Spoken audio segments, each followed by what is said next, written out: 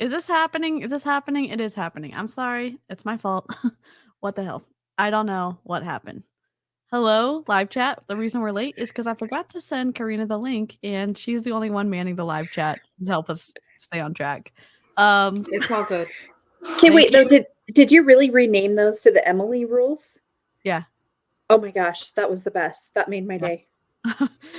I like the new intro. The headphones Favre, but yes, yes, headphones needed because of me and Karina are gonna spicy for Beachbody is where we're going. Yeah. So if you're free range listening with your little ones and limited cursey words are a problem, recommend putting your headphones in so that it can be welcoming for everybody and it's not going to surprise anybody. So I'm gonna do my best, and also this is an adult it's an adult live stream, but not in that kind of way. So I'm sorry, Amy's channel, I couldn't help it. Oh, and here's our new logo here's our new, oh my gosh, I'm lagging again. I'm gonna let y'all introduce yourselves. I'm gonna pop out and pop back in. Here's our little Beachbody October logo, a little pumpkin with the bite taken out of it. And I'm gonna let y'all introduce yourselves. I'm gonna pop out and pop back in. I think I'm talking somewhere, so I'm gonna let Amy introduce herself, and then I'll be back. Okay. Sweet. Goodbye. All right, so my name's Amy Ewer. I was a Diamond Beachbody coach and quickly realized all of the damage that it was doing to me in every way possible: physical, mental, emotional, physical, financial. Like you can't discount that. I have actually been in multiple MLMs and have just discovered how horrible they are, and I'm excited to be here trying to make a difference and trying to make up for some of the things that I may have done to hurt others when I was in. So I'm going to pass it to Amber. Hey y'all, it's me, Amber Knight. I was a Beachbody coach for 5 years. I have not been part of any other MLM because when I was all in for Beachbody, I was all in for Beachbody. But I did make the coveted diamond rank, and I was on my way to 2-star diamond when it all fell out from under me and it all crumbled. And now, having seen the signs and actually acknowledged all the red flags I was ignoring, and now being on the other side and being out, I now make it my mission to share my story so others can hear it. Those who need to hear it can hear it, so they can either leave help or get help leaving Beachbody or whatever MLM they are a part of, or help them just completely avoid joining one in the first place. And so we come here weekly, me and Amy and Cheryl and Jen and DC, and this week we got Karina with us again for part 2 of what we're going to be snarking on today, just to share the message so other people can have the facts and make an informed decision. And I'll pass it to Karina. Hi guys, my name is Karina Hurtado. I never say my last name, I just realized that. But my name is Karina and I'm a bilingual content creator here on YouTube, sometimes on Instagram, but on Instagram it's most just random stuff. And the reason why I'm here is because I've never personally been in an MLM, but I know a lot of people that have been victimized by these sort of companies and, you know, the model and stuff. So I know that our other information that we have in English isn't necessarily available in Spanish. And so that's my mission here. And yeah, I'm your spicy plant lady. And that's me. I'll pass it on to Cheryl. Oh, other way. Hi, everyone. How are you doing? I was a little confused. I was like, did I miss something? DC's not here today? Yeah, it's not you, it's me. Literally, my computer's throwing a fit. So it's like, That's all right. That's yep. okay. I am Cheryl. I am the host of Call Cheryl Hun, You're in a Cult podcast. If you have not listened yet, I would love for you to listen. Actually, Karina, I have my next podcast episode is going to be with a Latina who actually talks about some of the major problem in Beachbody, who is Leticia. So I would love for you to deep dive on her because that episode is very, very interesting. I am here to share my story and let everybody else share their story so that they don't get caught up in any type of MLM. I do focus a lot on Beachbody because I know more about Beachbody, but if you were never in Beachbody and were in another MLM and want to come on the show, feel free to reach out to your girl because we would love to hear your stories. So I'll go ahead and end it at that, and I guess give it back to DC. Yes, I'm DC. I have a lot of technical difficulties, but we're here and we're ready to go. And I know I say this every time, but it surprises me every time how many things go wrong. But that's okay. I am an MLM dropout. I left Young Living in April of this year, and it's been a whirlwind exiting that. And I'm happy to connect with so many awesome people here on the internet. And yeah, I've never been in Beachbody, but when I found out about all of the Carl Deichler, all of the Autumn Calabrese, all of the Emily Favre, all of the Joel One More Freeman, all of the everything, I had lots of feelings about it. One, from my experience playing tennis growing up and the kind of the disordered eating having to do with that I experienced in that. I really connected with the harm that I believe that Beachbody is perpetuating with their programs, with their super trainers, and with their really not safe physical recommendations for their coaches. So I'm happy to have been enveloped by the OG Beachbody Snark crew, Amy, Amber, Cheryl, and Jen. But Jen, big shout out, using your muscles to help your brother move, and love that for you. And we really miss you a lot. And we are streaming to your channel, so you still hopefully get some analytic boost over there.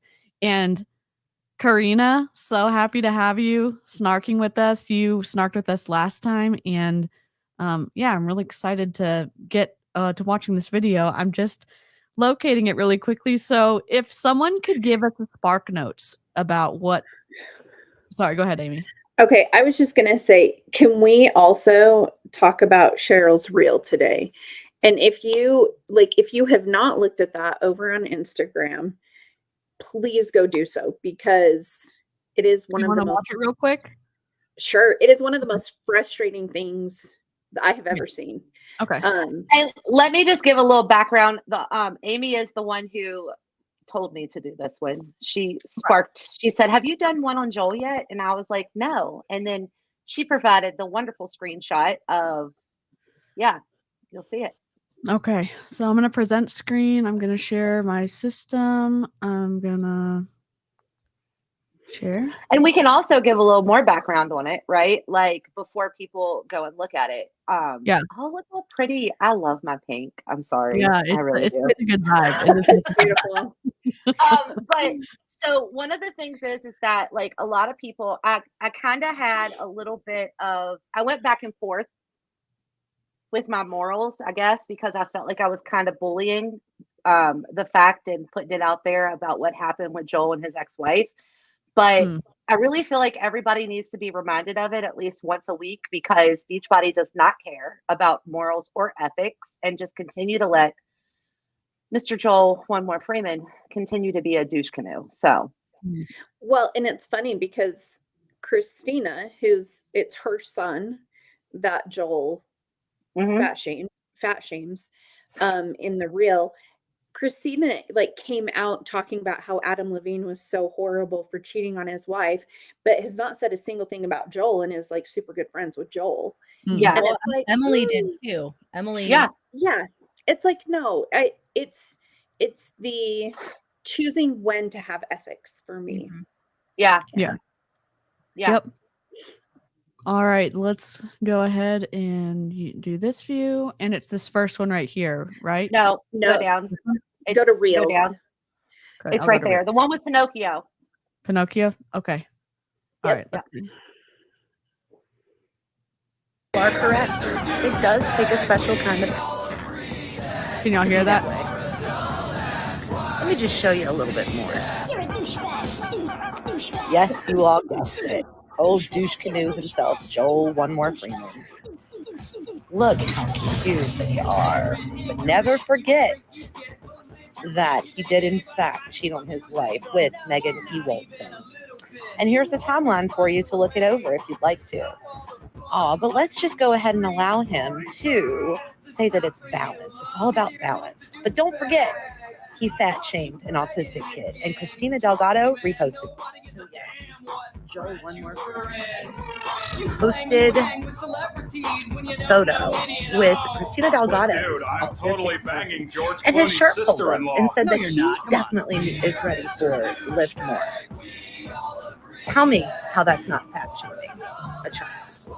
Anyways, You're a douchebag. you all do with that what you like. Have an amazing day. You're a douchebag. Joel, have the day you deserve, sir. What? Okay, and I want to say something on this. So this happened at Super Saturday down in Miami back in April. Yeah. And after it happened, Christina came on and defended it. What? And Is said Mom- like this Mom- it was Yeah, just I a was- joke and you guys need to like calm down. It's no big Oh, deal. no, 'cause I was lit up. So about was I.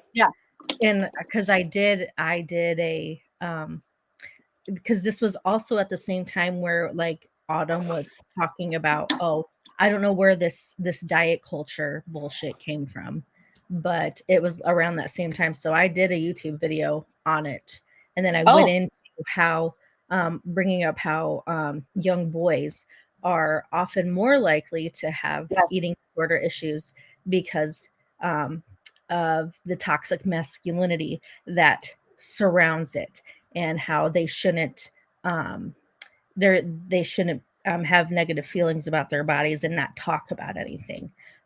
So I went into those facts too, because I was lit up about this. Will you share your YouTube bothered me video? so 'Cause much. I would love to see it. I haven't watched it. Will you share that in the group? Yeah, it's So on I my YouTube. Okay. Okay. I can go grab it while we're talking. Yep. Just the fact that, I mean, Christina's the one that posted the picture originally. Like, that is what killed me, is I cannot even fathom doing that to one of my children.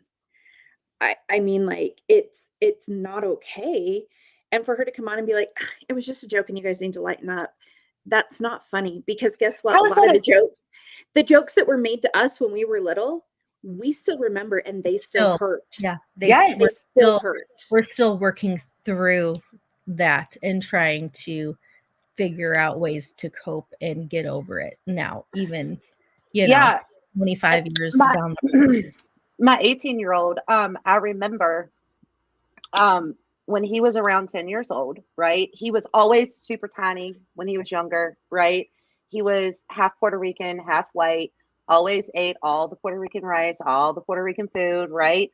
He ended up starting in between the puberty stage, he started gaining weight, right? And so around from the ages of like 10 to probably about 14 or 15, I could tell that he had body image issues because he didn't want to take his shirt off when we went to the beach or the pool or anything like that.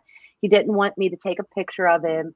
And now, like, he's 18 years old. And of course, once he hit, I mean, I'm not saying this happens with everybody, but once he went through puberty between 8th and 9th grade, he literally shot up like 6 inches, right? And completely slimmed out. But now I can still tell because he always wants to work out, always wants to talk about how he can eat better and stuff like that. And I take it upon myself as my fault because I've been in diet culture with Beachbody for 8 years. He's watched me talk to myself like that for 8 years and still now, right? And the other thing to me, because with my kids, I don't know where their genes came from, but they're like this big and much taller than me. I'm 5'8", and they call me short all the time. Yeah. And they're tiny, but guess what? They are just as self-conscious. Yeah. They're just as self-conscious because people make comments to them all the time. I mean, my mom is 52 and she still says stuff. When she was visiting here the last time, she was like, "Oh, I have 10 more pounds to lose before my Florida trip." And I was like, "Mom," and my girls were sitting right there, and I was like, "Mom, you can't talk like that." Mm-hmm. At all or around the girl. You can't say stuff like that. But it's like, it's just like habit. Like, it's like we're just brought up that way. We've been brought up that way for so long. So it's just, it's on us to start breaking that like generational trauma around diet culture. And I have a new perspective to this than I had previously as a mom of an autistic child who just recently got diagnosed. I think that's one of the things that I also enforce around Leo. Like, you cannot comment on his appearance. You cannot comment on how tall, how short, how fluffy or whatever, even if you mean it with the utmost love and cuteness. I don't care. That is something you're not going to do because, like you guys are saying, I have witnessed even my boy cousins, especially my girl cousins, but even my boy cousins having a complex about the way they look, wanting to like lose weight, working out constantly, starving themselves, and then binging, or like, the comments that I think we get the most around, at least our relatives, it's look at that beer belly. You're getting a little beer belly, even if it's like a 5 or 6 year old. Like, they're growing. They're allowed to eat. Like, I don't really limit Leo with what he eats. He's not very much a picky eater. So when I've gotten that before at like parties or like gatherings, and they're like, "Oh my God, he can really put that away." It's like, mind your fucking business. Don't comment about what my child is eating. Let him eat. Let him enjoy his food. I don't want him to have a complex about that. Like, right? Like, he's and just then the fact, he's just a growing boy. And then like the fact that the child is autistic, maybe he didn't completely understand the joke. Therefore, he should never have been a part of the joke. Well, and Joel is a celebrity. Like, he's someone that he probably looks up to because in his eyes, right? Because his mom is a celebrity in her eyes. Joel is definitely a celebrity. And like, it is so painful to see that because he wouldn't have understood it. Like, and let's just face it, the internet lives forever. The internet lives forever. When we were fat shamed, we weren't like, millions of people didn't see our photos, but that photo's there. It's out. Yep. Yeah. Oh, being autistic is already hard enough in this day and age, as bad as it is, right? Which it shouldn't be, but it is, right? So imagine if somebody at his school saw that picture and saw what Joel put, right? That poor kid could have been bullied or might still be bullied just because of that. I mean, And his kids can mom be comes very on and cruel on their own Yes. already because of the things they Yes, you hear don't need around to- them. So now they you see don't- this on a public platform. Yeah. It's just You going to don't give need to them give- more You don't need ammunition. to give kids you don't need to give them any more ammunition. Like, you really don't, because they're so mean already, right? Like, Yeah. my youngest is in middle school right now, and I'm just like, oh God, like, middle school's horrible. It's like the worst. Oh, my middle school is horrible. Yeah. As an Yeah. as the parent of a 13-year-old 8th grader, middle school is a nightmare. I'm just saying, high school doesn't get much better, ladies. Mine is Sorry. 3, and Oh, you mine is 3. Yeah. He just got called the stupid boy the first time in front of him by little girls that were maybe a couple years older. I was livid. So I can't like even that imagine. TikTok. It's like that TikTok, and you like put your hair up and be like, who are these kids that are picking on you? Oh, they're 4? I'm Okay, 3. I'm 4. I'm 3 now. I'm 3 now. Yeah. It's so hard, and it's so hard because the lasting effects that can have. And it's kind of like the thing I tell my kids, you can never unring a bell. Once you say those words, they're out. You can't take them back. And so that's why you have to be so aware of what you're saying and what you're doing and how it may impact someone else, because you can't take that back. And even like, do you guys, this may date me, but I know in junior high, our thing all the time is like, you would say something horrible and then be like, oh, just kidding. Like, and it's like, no, you're not kidding. You're not kidding. Like, this is, it's brutal. It's brutal. Yeah. I think the other thing, just I don't have kids. I was just thinking, watching the parent not one, not stand up for her kid, and 2, using a kid as the butt of a joke. That is just.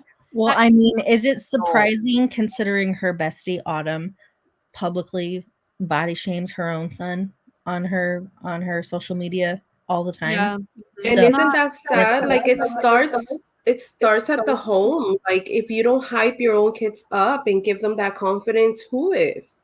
Yeah. And not just that, but not only do they not have confidence, now they're gonna go out there in the world and spread that. Like, it starts in the home. Like, so for me, I feel like I want to ingrain that in Leo. Like, it doesn't matter how you look. You're way much more than that. Like, you're so much more than that. Being good looking is just a bonus. Amen. You know? So I just don't want to give him those complexes that I was given. And Well, you can tell him that we think he's absolutely freaking adorable. So thank you. I don't. Even when he's spilling your plants and doing all the things. He'll probably crash later. He's napping now, but he'll probably crash later. All right, let's see. I'm gonna present the screen, and let me know if there's an echo. If there is, I'm gonna mute one part of it because I'm not sure of what's going on with what's everything today.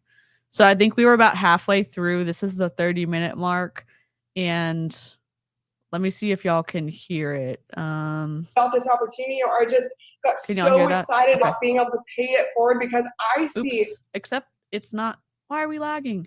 Sorry, let me try a different one. It's Also, downloaded. I just don't know. Watching a beach. That was a slip. A beach body video while eating a brownie. Yes, love to Just, see you it. know, to get my point across. Let's see. Oh, perfect. Have you ever started recording? I don't have any snacks on me. I have to go to the grocery store. But I did have McDonald's for lunch. And then I got coffee from Dunkin'. So I still have my whole snack corner set up by my bed. So my husband stacked this snack corner. I have coffee and I just had some pasta for dinner, which I'm probably gonna have seconds. I got this butternut squash sauce that was like already prepared. Y'all, when I tell y'all this with some ground turkey was so good. My mouth is watering just thinking about it right now. it sounds really good. Inspired journey and all of that. So Here's her presentation. I'm still not going to go into the last one because I can't unshare. Can y'all hear that? Why is this not working? But one thing I just want to say is that through all of these types of conversations, you guys, through all of them only work is if you're convicted about what we're doing. If you go to people and you're approaching people and you're really timid or you're really shy, you really just are hesitant about the extra opportunity in front of you, people are going to read right through that. People are going to understand that you don't really believe in what you're saying. But if you go after them and you're like, I got out of an information session, or I just talked to a girl about this opportunity, or I just got so excited about being able to pay it forward because I see the passion that other people in this business have. I see the opportunity. I see the potential. If you come at people like that, they're like, hell yeah, what are you doing? Let me have some. Whatever you're drinking, I'll drink it too. Those people are going to get excited with you instead of just being like, you don't sound excited, so why would I be excited? And so really understanding that your conviction about the opportunity is going to be where you're going to get people on board when it comes to Emerald. And that's going to be your typical. Ma'am. Okay, if you tell them how convicted you are before they have you like go Emerald within 24 hours of signing up, you have no convictions about anything because you don't know yet. Right. And if you do know, the only thing you would have a conviction about would maybe be your own physical results. That's not going to give you business builders, which is what you have to have if you want to make any money. Right. And so like the fact that she's like, oh, go out there and be confident. They tell you to fake it until you make it. And guess what? You never make it. You never make it. Yeah. And then I know obviously some super trainers, not super trainers, but some tippity top coaches make it. But that the percentage comparison between who does and who doesn't is pretty wide. It's a pretty big disparity. But also, my belief is that your product or service should be able to speak for itself regardless of your level of enthusiasm. Sure, does being a good salesperson matter on some level? Yeah, it does. But again, she's saying here, you have to make up for the gaps in our product and our service with your enthusiasm. And that's not a really, in my opinion, that's not an ethical way to sell. And I know that lots of people have opinions about that, but also let's also state this fact. A lot of the top 1% of people that are in Beachbody that have been successful, they all share a few things. Number one, they got in very early. Number two, they're wealthy, so they can afford the stacking that is required for you to create a downline. Number three, they've went viral somehow because they've gotten all of those people. So when they tell you that you don't need to have a large following, to do this. No, you don't need to have a large following to be a micro influencer, but you need to have a large following to be a successful MLM anything. Well, and you forgot number 4. You also should be friends with the super trainers. Absolutely. Because that's going to get you some notoriety. Absolutely. Yeah. Oh, boy. And who's this girl again? I mean, this lady, her name is Mandy. I think it's, I'll have to look. Okay. She is a top leader within Angie's organization.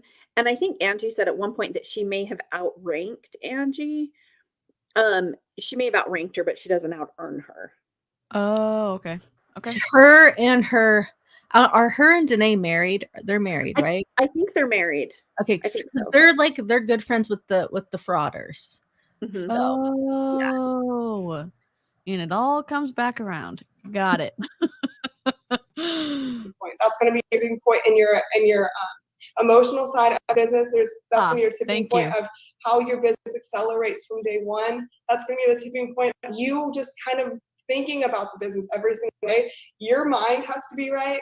Your work has to be on spot, and your job is to pay it forward. So why not start now? Why wait to go Emerald? Why wait to go Diamond? Why wait to start the momentum in your business? Is if you signed up, was to pay it forward, And so if you think about this every single time, and you think about maybe I'll just go Emerald next week, or maybe I'll go Diamond next week, or maybe I'll figure it out later.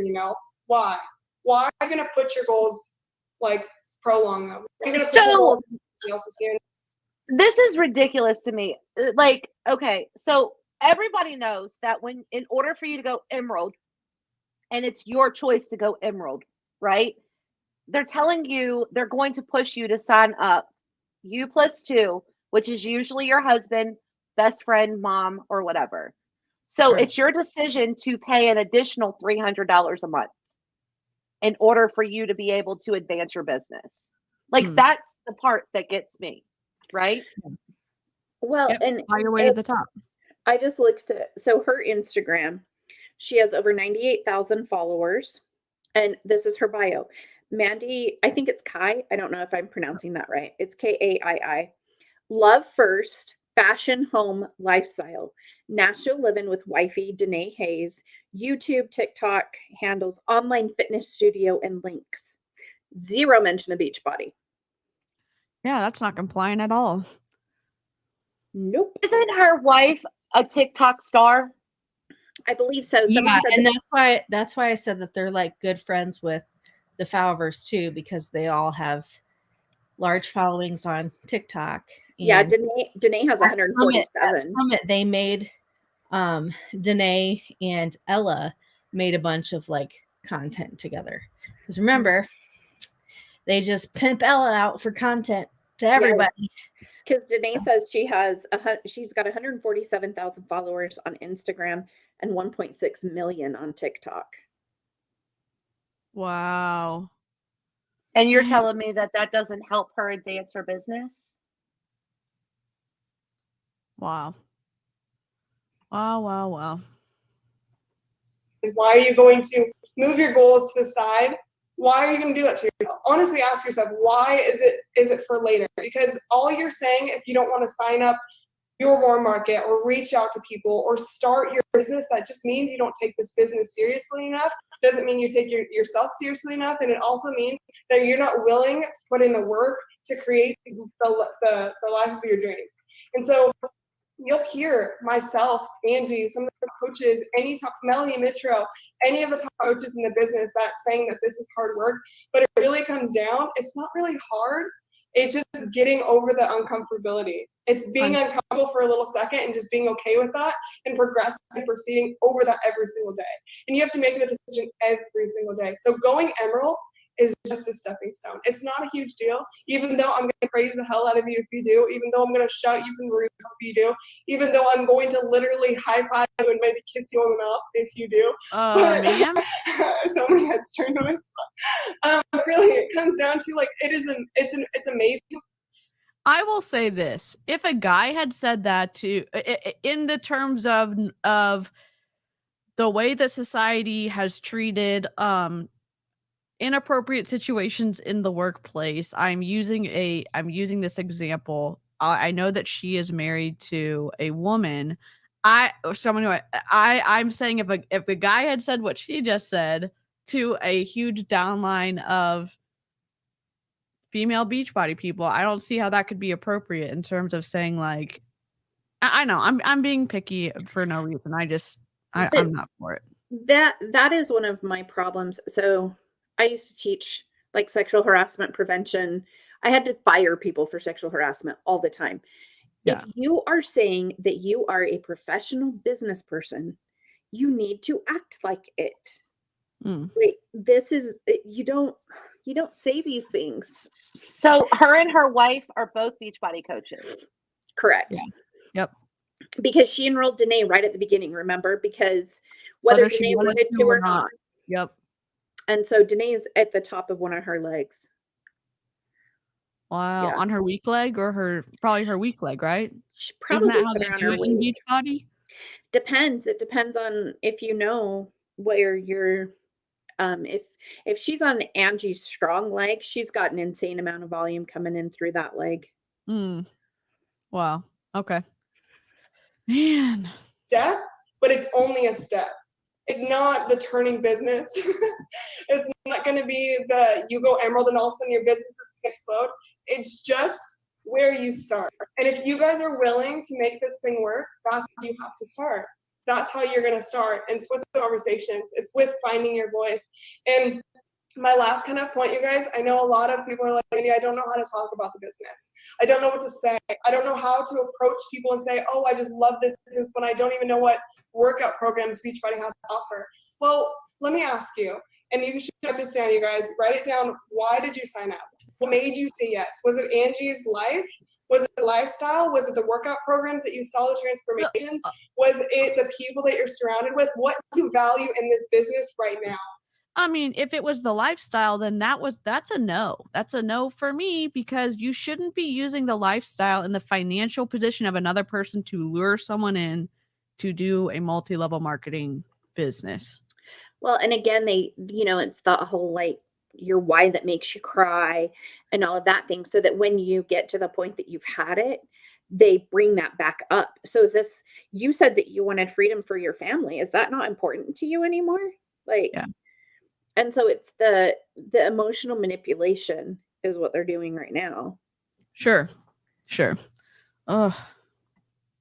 Like right now, not what you think you should value, not what you heard Angie values, not what you heard your upline values. What right now do you value in this business? And that is where your voice is created. That's where you understand why you want to go emerald. That's why you understand why you want to go diamond, why you push yourself outside of those limits, and what's going to make you become more uncomfortable every single day to get to that comfort level. So this business is seamless. It's those things that you value in this business are what's going to be your driving force behind the voice that you create for yourself. Some of the things that I talk about in the business are nothing close to what Angie talks about, or Guy talks about, or Danae talks about, or Taylor talks about, just because the things that I value in my life is so different. Because I'm different. Every single one of you is different. That's what you're selling. You're selling yourself as a coach. You're selling yourself as a mentor. You're also selling yourself as a partner in the business. You are somebody's partner. You get to work together. You get to build together. You get to grow together. So be that person, but be open to understanding and knowing what you value, how you can become better every single day, and how you can pay it forward. Because this business is literally a pay it forward business, 100%. And if you are not willing to pay it forward and reach out to people and literally be that voice that the people need to hear, then you're not doing your job. So Emerald, again, is just a stepping stone, you guys. It shouldn't be the biggest freaking thing in the world. It shouldn't actually get you so overwhelmed that you don't do anything. It should just be a must. 2 weeks, give yourself if you're a branding coach, give yourself 2 weeks maximum. Give yourself 10 hours. Like now, like you guys can go sign up as many people. If it's not a big deal, why is she pushing it so hard? Because it pumps up her commission check, I'm guessing. Well, and I was told, like, all you have to do, and Amber and Cheryl, you can see if you guys were told this too, just continue to go emerald. That is your goal. Emerald, emerald, emerald, because that means you're putting people below. So it was like, no, your goal is to go emerald every week. And it was like, oh, okay. Like she said, it's easy. It's super easy. Yeah, because it makes it super easy, because when you look at how many people you need to go diamond, right? Like it's almost an unattainable goal. But if you can right.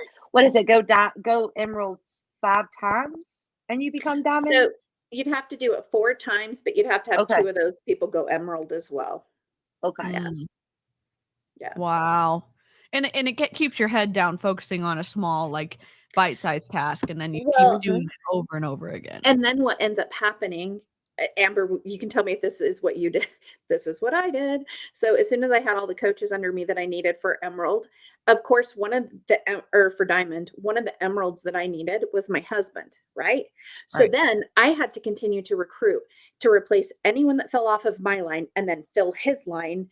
And then, so it was just this hamster wheel. So you're working 2 business centers at once, at least. And then some of them run their parents' business account too, or their siblings, because I also signed up my sister-in-law. Yeah. And my father-in-law wasn't happy about it because we had to, you had to use your social security number. He wasn't happy about that.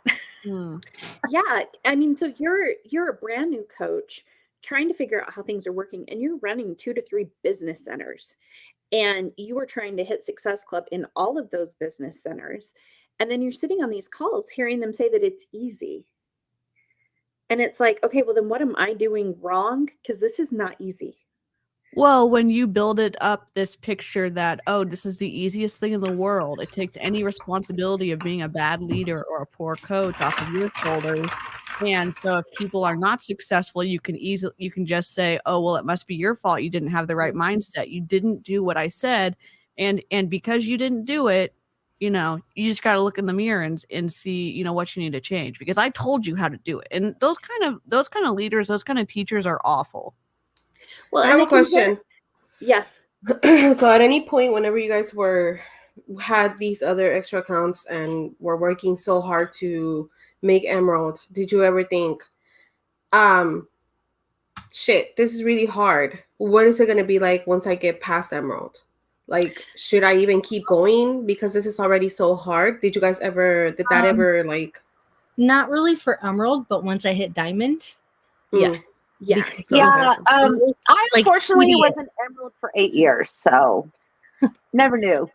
Yeah, Yeah, for me, Cheryl it was so like Cheryl doesn't want to talk about that. yeah, it was very tedious, and having to like micromanage everything stressed me out even more. But what they also told you is you only have to do this for a certain period of time, because once you recruit more working coaches, it's okay if your husband's account just stays as an active coach. He'll still be getting the volume, and don't worry so much about building under him, because then you're going to have more people until you need to start getting 1-star, 2-star, whatever. But they hold out this carrot that, like, I know it's confusing right now. I know it's hard right now, but as soon as you get more working coaches under you, it's going to be really easy. And it's like, well, how do I get working coaches? I'm not viral, and I'm not going to go viral. How do I find these people? Where are these people? Yeah. Yep. Where's the magic bucket of working coaches that will make you go to the top? Well, and I have a little bit of a rant. There's a coach to coaches that is on my list right now, because do you know who he is? Brad? Yeah. Yep. So Brad is out there telling everyone how easy this is, and he is convincing them to get into his training program, and they still don't teach you the basics. It's all this mindset stuff. And I fell into it. I wasn't in Brad's, I was in Jesse's. A lot of people may know that one. Social Team Builder? Social Team Builder, I think, is what it was. But it is crazy. I was on a call that Brad was running, and he was telling them, well, why aren't people successful with weight loss? It's just that they don't try hard enough. Like, oh my God. And then he's comparing it to their Beachbody business. And I was almost in tears, because I was like, do you know what? I was trying my hardest. I was killing myself trying to break this 5-pound up and down that I was going. To hear him say that losing weight is easy would have hurt so bad, to be on that call and be like, okay, well, now I suck. I suck at losing weight. I suck at building a business. Like, what? Yeah. But that's why they do all these calls and they have you on all the time, because they just keep you on the wheel. Yep. And they keep siphoning off a little bit of, oh, well, if this returns on my investment of paying for his monthly services, then it'll be incredible. I'll just keep paying. And he gets enough people to coach. And I'm not saying business coaches are a scam. I'm saying that doing coaching for Beachbody, I've got a lot of questions. I really do. Well, and it's the sunk cost fallacy, right? So it's now like, oh crap, I just invested $1,000 in this training. Now I not only need to make the money to pay for my monthly products, but now I have to pay back that $1,000 in training as well. Yeah. And so you just get deeper and deeper in cost. Yep. And I think hope plays a big part in this as well, because it's like, maybe if I push a little bit harder, maybe if I work a little bit longer, maybe if I get one more coach, it's like that hope aspect. And that is why, if anyone says, oh, we are a family here, and uses religion, run. Yeah. Run. Because that's a big part of it, I think. Yeah. I mean, that's how I spent almost $10,000 in 2019, was because I invested in business coaches, and I invested in, that was added on to running 3-4 accounts and ordering for stuff. And that was added on to Ashley Molsted's BS, right? Like, Ashley. Oh, yeah. So when you think about it, I mean, I was all about it, like buying into any business coach that could help me make Yeah. it past Emerald. Yeah. Yeah. Like just anything. Yeah. Well, because they hold it out there like they have the secrets. I guarantee Brad's training is the same training that Jesse did, is the same training that Josh does. Like it's Yeah, just they are all the same. They are. They are. I've done multiple. They're all the the same same. because guess what? They've all trained from the same people, from the same business coaches. So it's all the same tactics. And a lot of them are all failed MLMers who went into the business coaching space to then Yep. scam the scammers. And and Jesse, I don't know if Jesse's even still around, but his wife was a Beachbody coach, and then he was a coach to coaches. So you want to talk about like crossing the lines. So now her coaches invested in her husband's training. It got all kinds of crazy. And it was the same time that there was like a big shift in like a lot of people left Beachbody to go to Prove It. So then in this social team builder training that we're doing, all of a sudden half of them are in Prove It trying to recruit the other half of the Beachbody coaches. Like it got bonkers. It was amazing. It gets twisty. It gets twisty real fast for sure. Yeah. For sure. If I was anybody sitting on the other side of the screen right now and I was like, you know what, I hate my job, or I need to build stronger and bigger, or let me see. I'm sorry. Let me just I'm gonna try to drag this to my desktop. I think I'm getting some lag, and I know I'm not trying to. Let me see what timestamp we're at. I just pulled it over from my hard drive, so we're at 36 minutes even. Sorry. Okay, so as you put that up, what reminded me? Yep, What reminded me? I went on Cheryl's podcast. The interview I did with Cheryl is all talking about Prove It stuff. The coach that I left Beachbody and went to Prove It with, her husband is he helps Brendan Bouchard run his business. What? Yeah. What? Wow. Okay. Like it is like incestuous. It's all intertangled. It's crazy. Intertangled. Yeah. That's such a good like. It's crazy. Know. That's so accurate. That's how it Not gonna lie, that made me gag a little bit. But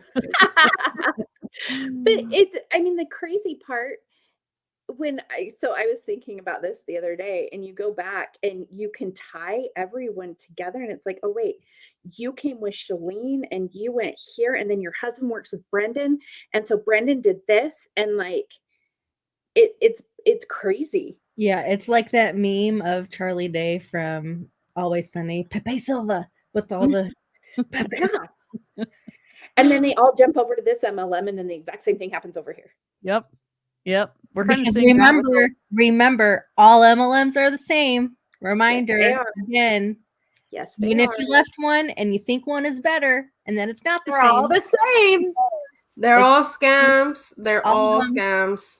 All of them. None of them have all product for everything, including mental health or autism or whatever. You can't make claims. You can't make those claims. You can't make those claims. Yep. I'm going to report you to the FTC if you do. Yep. And watch And no, Cheryl, just shut up. No, say it. I want to hear it. Spicy Cheryl for the win. Come on. We have headphones on, Tell Cheryl. me. Come on. Cheryl, doesn't matter how much you try to open your heart up and say that it's going to be different and you found your path. You know what happened at your last MLM. It's going to happen again. Yeah. They're all the same. I'm going to have an interest. I don't know if any of you listened. From Hunts to Humans podcast this week was Joey that was in Monat and then went to Q Sciences. And Joey, who was that? He's on Instagram. What podcast? It's From Hunts to Humans. Oh, okay. So he and he was actually a customer of Beachbody. And so he's going to do a call with Emma and I on Monday, and we're going to compare Q Sciences to Beachbody because they're both binary. Because they both have pretty similar compensation plans, neither of which work. Yeah. Oh, They're both I don't- confusing AF. Like, let's just say Mhm. that, right? They make them that confusing. Anything that you have to pay them for you to be paid, it's a scam. Okay, just let's acknowledge the red flags as soon as we start seeing them. Something tells Yeah, you, and- your gut is telling you, no, this doesn't make sense. Trust your gut. Yeah, and FYI, as soon as you start making health claims or income claims or whatever, we're gonna call you out. It doesn't matter who Yep. you are, how big or small your platform is. You're gonna get called out. We will be reporting anything that of Yeah. those sort of claims to the FTC. Yeah, because those practices and that model is already disgusting to start with. And so for you to use a large platform or a small platform, but especially a large platform to shill out a cure-all and make all these health claims, no. You Not know, while I'm and here anyways. you know, and I mean, I want to just say this because I'm not trying to be spicy and we're not trying to be spicy or rude, right? I have a ton of people that follow me that are still in MLMs, right? I Sure. have conversations with them and I'm like, you know, you can think that yours is different. That's perfectly fine. We've all been there. I've been there. I've been you, right? But what's the Maya Angelou quote? When you know better, you do better. Yeah. That's all I'm going to say about that.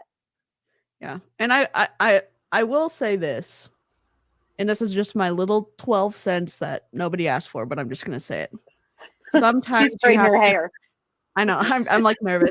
Sometimes you have to figure out stuff for yourself, even if you get caught up in a group where you think, okay, I found my spot. I found where I belong. You still have to go through and figure out, like, you have to make that same decision again and figure out, oh yeah, I remember why this maybe was not a good thing. Yeah. And sometimes it is not simply just, okay, I know all the people I like told me this is a bad idea. They are the type of person they have to figure it out for themselves. And you wish that Yeah. wasn't the case, but some people are like that. I'm like that. I know We were Cheryl all- said that we're not trying to be rude or whatever. Yeah. I am. I'm gonna be rude. I'm gonna be rude, especially if you're targeting rude or spicy, especially if you're targeting a specific group of people with, like, let's say mental health issues like myself. Like, Yeah. I know how it feels to be in such a desperate position where you will literally Yes. try and do anything to feel better Yes. or Yeah. just like to make it through the day. So yeah, I'm gonna sit here and I'm gonna be rude and spicy and nasty Well, about it because I can't, especially when you've already had an experience and you see that it doesn't work. Like, you saw the light, but then you chose to put a fucking one of those blackout curtains back up and just or you I can't. profited off of Yeah, seeing I'm the just light, talking about it. yeah. I'm gonna be spicy and rude. I understand too, though, with what DC was saying, because how many times, I don't know for you guys, how many times did your husband tell you, like, hun, let's look at this? Like, the people that I loved could tell me all kinds of things and I didn't listen. So, I mean, I totally agree. You have to get to that point. And after Beachbody, I still did prove it. And I did some crazy crap, not like not in the recruiting realm, but to myself.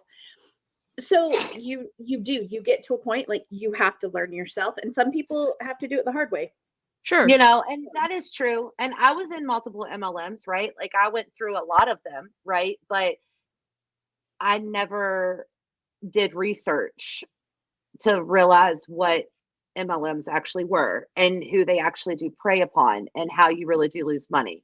Once I did see all of that, I was like, I was still a Beachbody coach. I could not recruit people into my business because I was like, you're not going to make money. Like, I can't do this. Right. And so, yeah. I think multiple things can be true about something at the same time. I think that I can say, yeah, am I sad that maybe in a hypothetical situation that you have to keep trying this until this hypothetical person, you have to keep trying this until you figure it out for yourself, whether you want to continue in this way where you benefit and others lose or whatever it is. Yeah, I am sad about that. Am I also still going to continue to speak out against multi-level marketing? yes, I am going to do that as Absolutely. well. I think it's Also, a both. yeah, And I want to remind you guys that I am speaking from the point of view Yeah. of someone who has never been in an MLM. sure, Yes. So yeah, I'm not trying to use that as an excuse. I'm not. Yeah. But you have to remember that I do have a different point of view from the rest of these ladies. Here. Absolutely. oh yeah, Yeah. That's all I'm. And Yeah, you know and what? I like your point of view because it's like how you never got roped into one is beyond me because I pretty much know every single person in the world. Thanks to who's my like- mom. Thanks to my Yeah. mom. My mom was always, and I've mentioned this before on a couple of podcasts and stuff, but my mom has this one sister who was in Mary Kay, Tupperware, Princess House, Jafra, that was the old makeup one from like Avon, you name it, she was in it. And so my mom just got to a point where she was like, oh, you're selling skincare now? Okay, well, use it. And whenever I see the changes in your skin, I'll buy it. Like that was my mom. Or you're saying Yes. you're selling weight loss stuff. All right, bet. Whenever you get to your goal weight, I'll buy it and I'll join you or whatever. But I want to see the results on you first. Like my mom was very much if it sounds too good, it's probably too good. I'm not wasting my money or my time on that.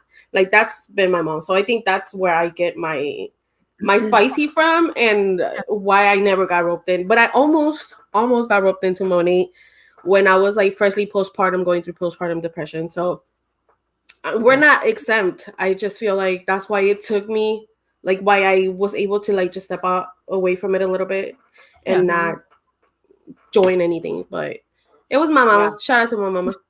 Shout out to your mama. love it. I need to do this. I needed this. My momentum would seriously go out of the roof, and I'd be like, I don't care. So give me your social security number. I will sign you up with 50 PV. That's how I feel about the business, and that's how I've always felt about life. Is that No, ma'am. it's going to be yours once you No. take No, Nope. no. yours once you take control. Think about that. Your life is going to be yours. That's fraudulent. You cannot use someone else's information to sign up an account without their like. They have to plug in the oh my god, what do we're just gonna clip this and put it on Twitter. What the hell? Okay, live chat, I will just say this for everybody. You cannot sign someone else's signature to a document. You cannot use their social security number to create an account that you're gonna manage. And I know, like, you can't do it. Yeah, That is that is called the fraud, my friends. Don't do it. Okay, I just have to tell you guys one thing because I just told my husband, I'm like, hey, my knee is killing me, and I just realized I still do have a couple pain pills. Are you cool if I take one? And he goes, while on your call, you're just trying to bring out medicated Amy. Who's peer pressuring you? We need medicated Amy. Give me about 30 minutes. Okay. I was never told to sign up anybody without their permission. Heather just asked that question. But the way I was told was sign your husband up. It just is what it is. Like you just sign your husband up and he doesn't have to work it.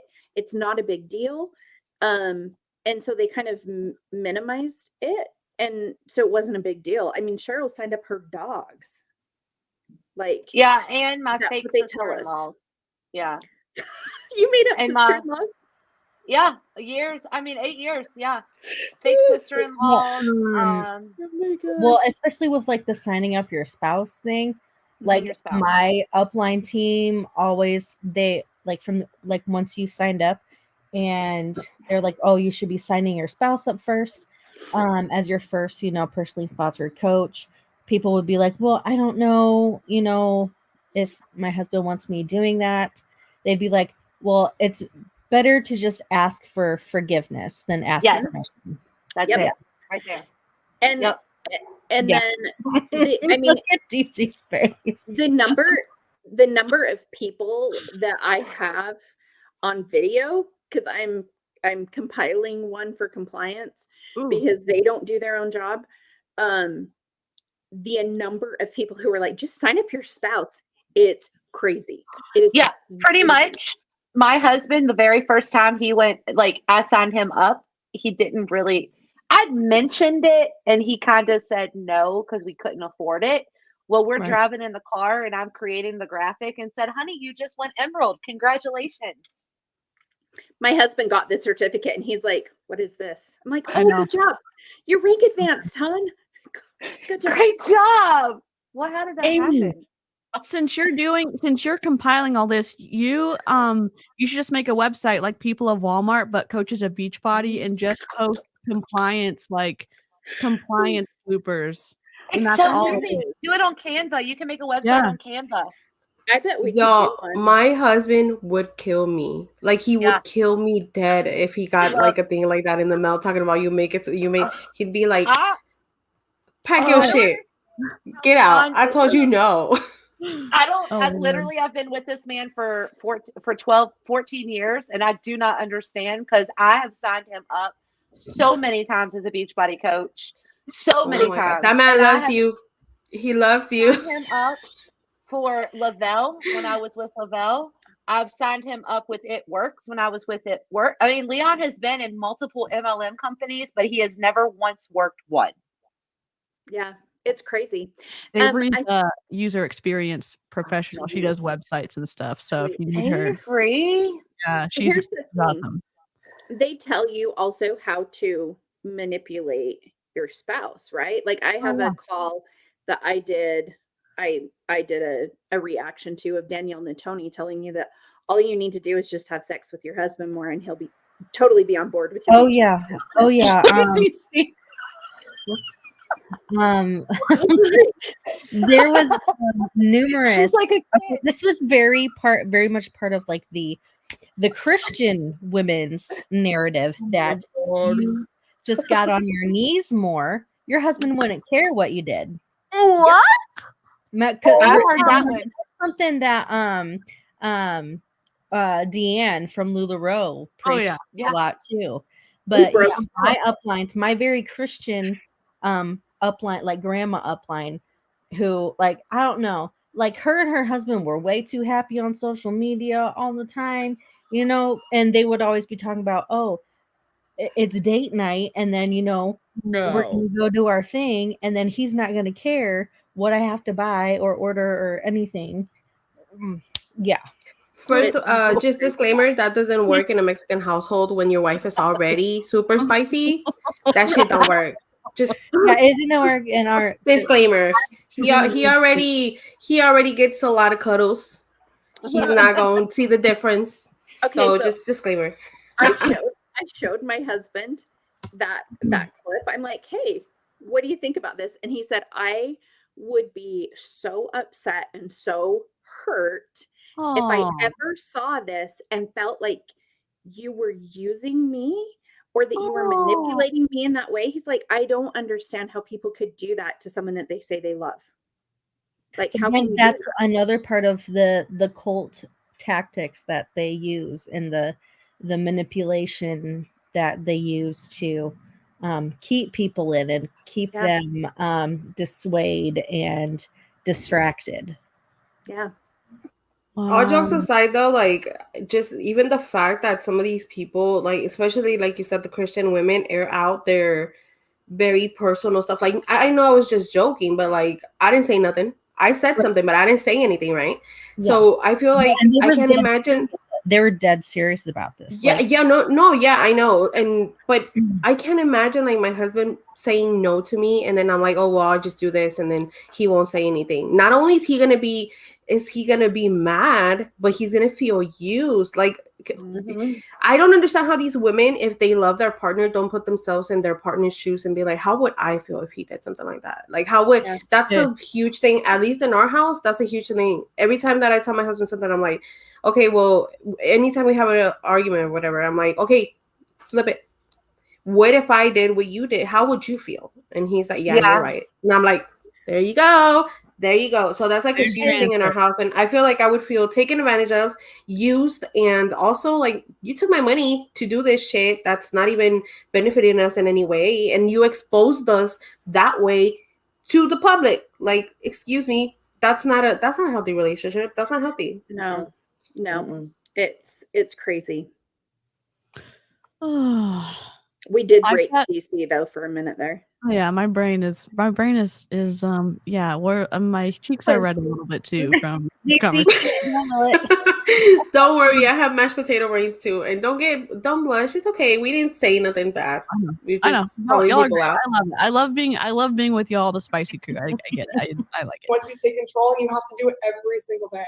It's not easy. It's not going to be just a walk in the park. This business is not going to ever be easy. You have to go over the hurdles. You have to reach out to people. You have to make the things a must instead of a maybe. And that's where this business will explode. You guys, I would love to open it up for like small questions because I don't want to overwhelm you guys with, big well, questions. what do I say with this? Or if I send a share card, you guys go to YouTube. But if you guys have specific just anxiety or like you don't know how to deal with something, like ask us. This is the time, and then you can close it off and you guys can go sign up and become Emerald. Cool? One of the questions was if I sign up my spouse to the challenge pack. Yes. So that put you at Success Club 2. So yes. So if you sign up people to go Emerald, you'd be at Success Club 4. So you're 1 point away from Success Club. So #duh. And then you earn the commission from Question. Did you hear that? What? Hashtag duh. Hashtag duh. What prizes do you get for being in Success Club? I'm gonna start using that every time I point out their flawed fallacies. Hashtag duh. Yeah. But also, she should use #duh, hashtag divorce right after. Yeah, DC, I got a Beachbody puzzle one time for hitting Success Club 5. I have a bobblehead. There's not even financial compensation. No, I got 2 bobbleheads. I had a bobblehead of Shalene and Autumn. I had a Shakeology apron. I got a question. What'd you do to the Autumn bobblehead whenever you got out of Beachbody? What'd you do to it? No, I think I just tossed it, honestly. No. Man, I wish you still had it. I got Darren Olean's book, his superfoods book that he wrote about. Good morning. Did you get the Shakeology Snuggie? No, I didn't get the Snuggie. Because that was a good one. Put out the bat signal for the Autumn. I got the gray Shakeology hat. I wore that everywhere. I think it was actually, it may have been I think it may have been a Team Cup thing. I got a full size outfit, pants, tank top, and hat. Wow. I thought it was cool. Do y'all remember that magazine where you could order in bulk, but it was like pretty cheap it's like Oriental Trading or something? That feels kind of like the prize level for the rank ups, or like the prize levels for when your kids have like stuff that they for school, like they have they're selling like the candy bars or the wrapping paper or whatever, or like the popcorn and stuff, or those kind of prizes. Okay, there was 1 month that it was totally worth it because they gave us P90X, P90X2, and P90X3, all of the full programs. That's awesome. I still have those. I kept those because I like those programs, and they're on DVD. Yeah.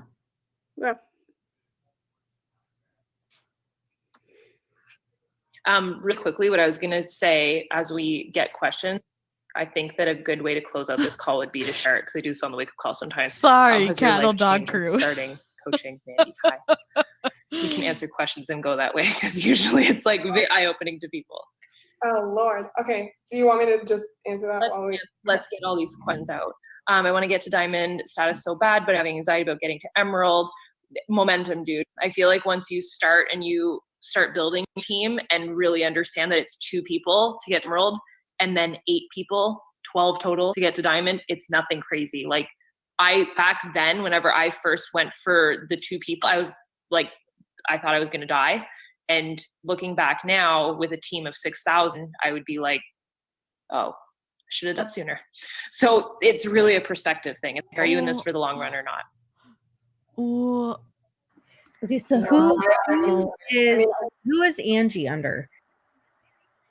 I think is she I think her upline may have left. Is it Kim Fitzpatrick or Jamie Fitzpatrick?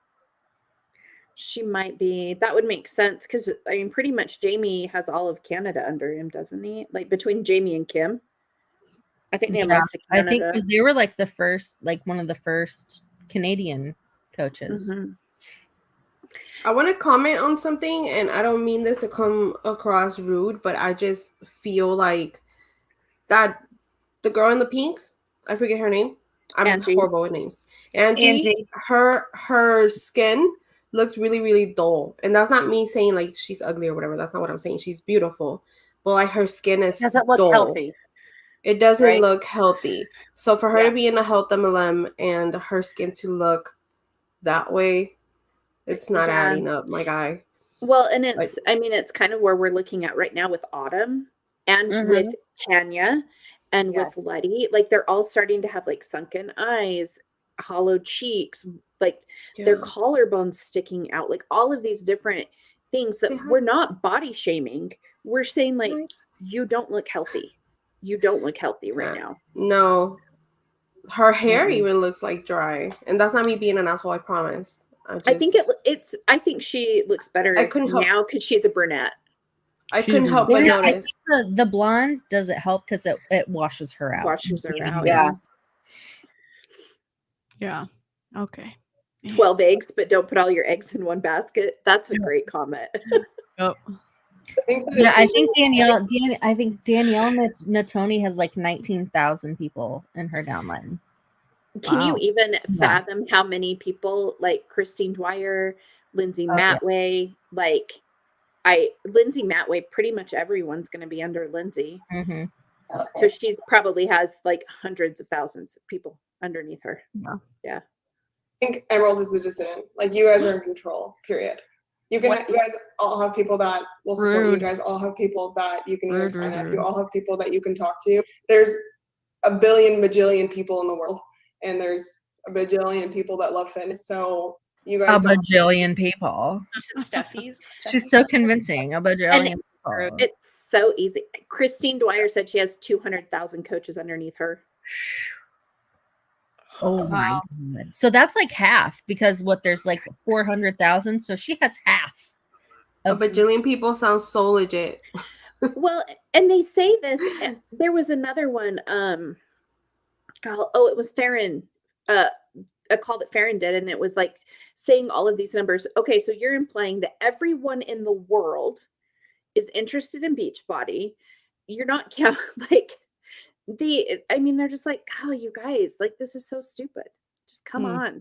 They're totally minimizing because if you are the person who's sitting there going, I have tried and I can't get 12 people, you feel like an idiot right now.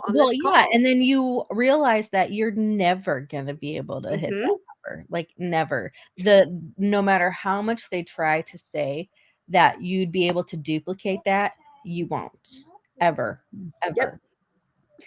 Because you also have to look at the fact, like, so because Heather's like, those numbers are blowing our minds, right? Keep in mind when they got in, like they got in so long ago. Now, how many people have heard about Beachbody? How many people know someone who is a Beachbody coach? How many people have seen anti-MLM videos or whatever? The market is dwindling. Yeah. It just is. I think I also saw a post recently where it was showing was it on Dave Vaughn's Instagram where they were showing the downwards trend of the market share that direct selling was taking up of the entire, and it was like over time it was just going down. So I'm wondering, I'm wondering what's going on in the MLM space for sure. I think they can call us haters all they want, but it's clear that we're making a difference here. Like they can sit here and say, "Oh my God, they're just haters. They don't have anything better to do." Blah blah blah. Why are you so scared? If we're not making a difference, why are you so scared? Yeah, good question. If she wants to coach or not, should we still choose coach when signing them up? Does she enjoy getting healthy and fit for a cheap price? Yes. So I would say yes. Done. Nailed it. Yes. Look at, they are being so flippant in answering their team's questions. They're entering in like legit questions that they need help with, and then they're just mocking them. Yeah. And it looks like they're just seeing dollar signs on the questions associated with their answers. Because imagine needing actual guidance and they hit you this. I'd be so disappointed. I'd be like, I want my money back. My upline would be like, figure it out. Yeah. I'm not here to hold your hand. Or the policies and procedure says otherwise, ma'am. No, I would have been like, well, you took that commission, didn't you? So yes, the fuck you are here to hold my hand because that's what you're here for. No, I would have been told you hit Emerald or you hit Success Club and I will book a half an hour for you. Yeah, that's what my upline, she'd be like, if you're not consistently showing up and rank advancing and hitting Success Club, you're not worth my time. Yep. Well, figure it out. I'm not here to hold it. She said that on the call once. You need their help in order to figure it out. But they tell you have to figure it out in order to get their help. And it's like they pulled the Sarah Hill on y'all. That one clip of her that at some point you gotta figure it out. Yep. Cattle dog crew said, but I thought we would leave in this business. What's funny about that is my former upline now on her website, she has that she's a professional best friend. Oh God. Yes. We're gonna pour into each other. Maybe we should look at her website one of these times. Yeah. I found an old video of Autumn Calabrese talking on Beachbody stage whenever she's telling her story whenever she was still married to the other Dominic's dad, I think. It's older. Oh, wow. Yeah. So that'd be interesting. I'll put it in our shared drive so y'all can see it. But I just think it's interesting these coaches say, oh, figure it out. Like teachers don't say that to kids when they don't know how to read or they don't know how to do math or they don't know how to grammar or geography or history. They teach them stuff. And so in this situation, they're asking questions because they don't know the answer. And then the coaches are saying, well, that's on you, buddy. What? What do you mean? It's such a different tune from when they're trying to sign you up, right? It's such a different tune. Yep. It's a 360 because when they're trying to sign you up, here we are a family. We help each other out. We have a community. We are so supportive of each other. Bitch, where? Okay, so I want to ask, to see if you guys feel the same way. So Heather had asked earlier, Heather C, only 6,000, like her whole downline. I've heard Scotty say he has 45,000 in his downline. Yeah. Here's the difference, though, in my opinion. Angie is actively working and actively recruiting. Scotty did that a while ago, and now he's coasting. He has Melanie Metro in his downline. Like he has some freaking rock stars under him that are building that 45,000. And so that's why you can't be like, oh my gosh, Christine has 200,000 coaches. Well, you get Janelle Summers, Melissa McAllister, Allie Upham, Trina Gray, you get all of them under you. Dang straight you're going to have 200,000 coaches because you all got in on day one. Yeah.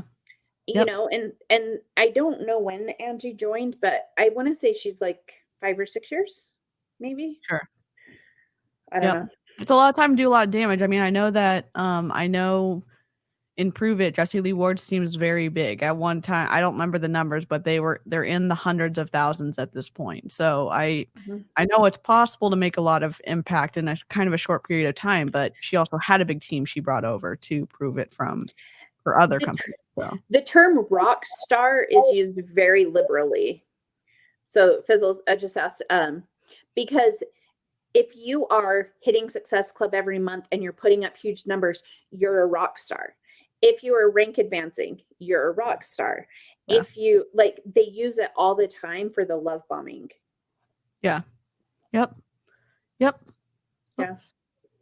Caitlin said, I feel like I can't reach out until I get my own results. Caitlin, I'm sorry, but that's the worst excuse. And I'm not saying excuse, but that's the worst mindset.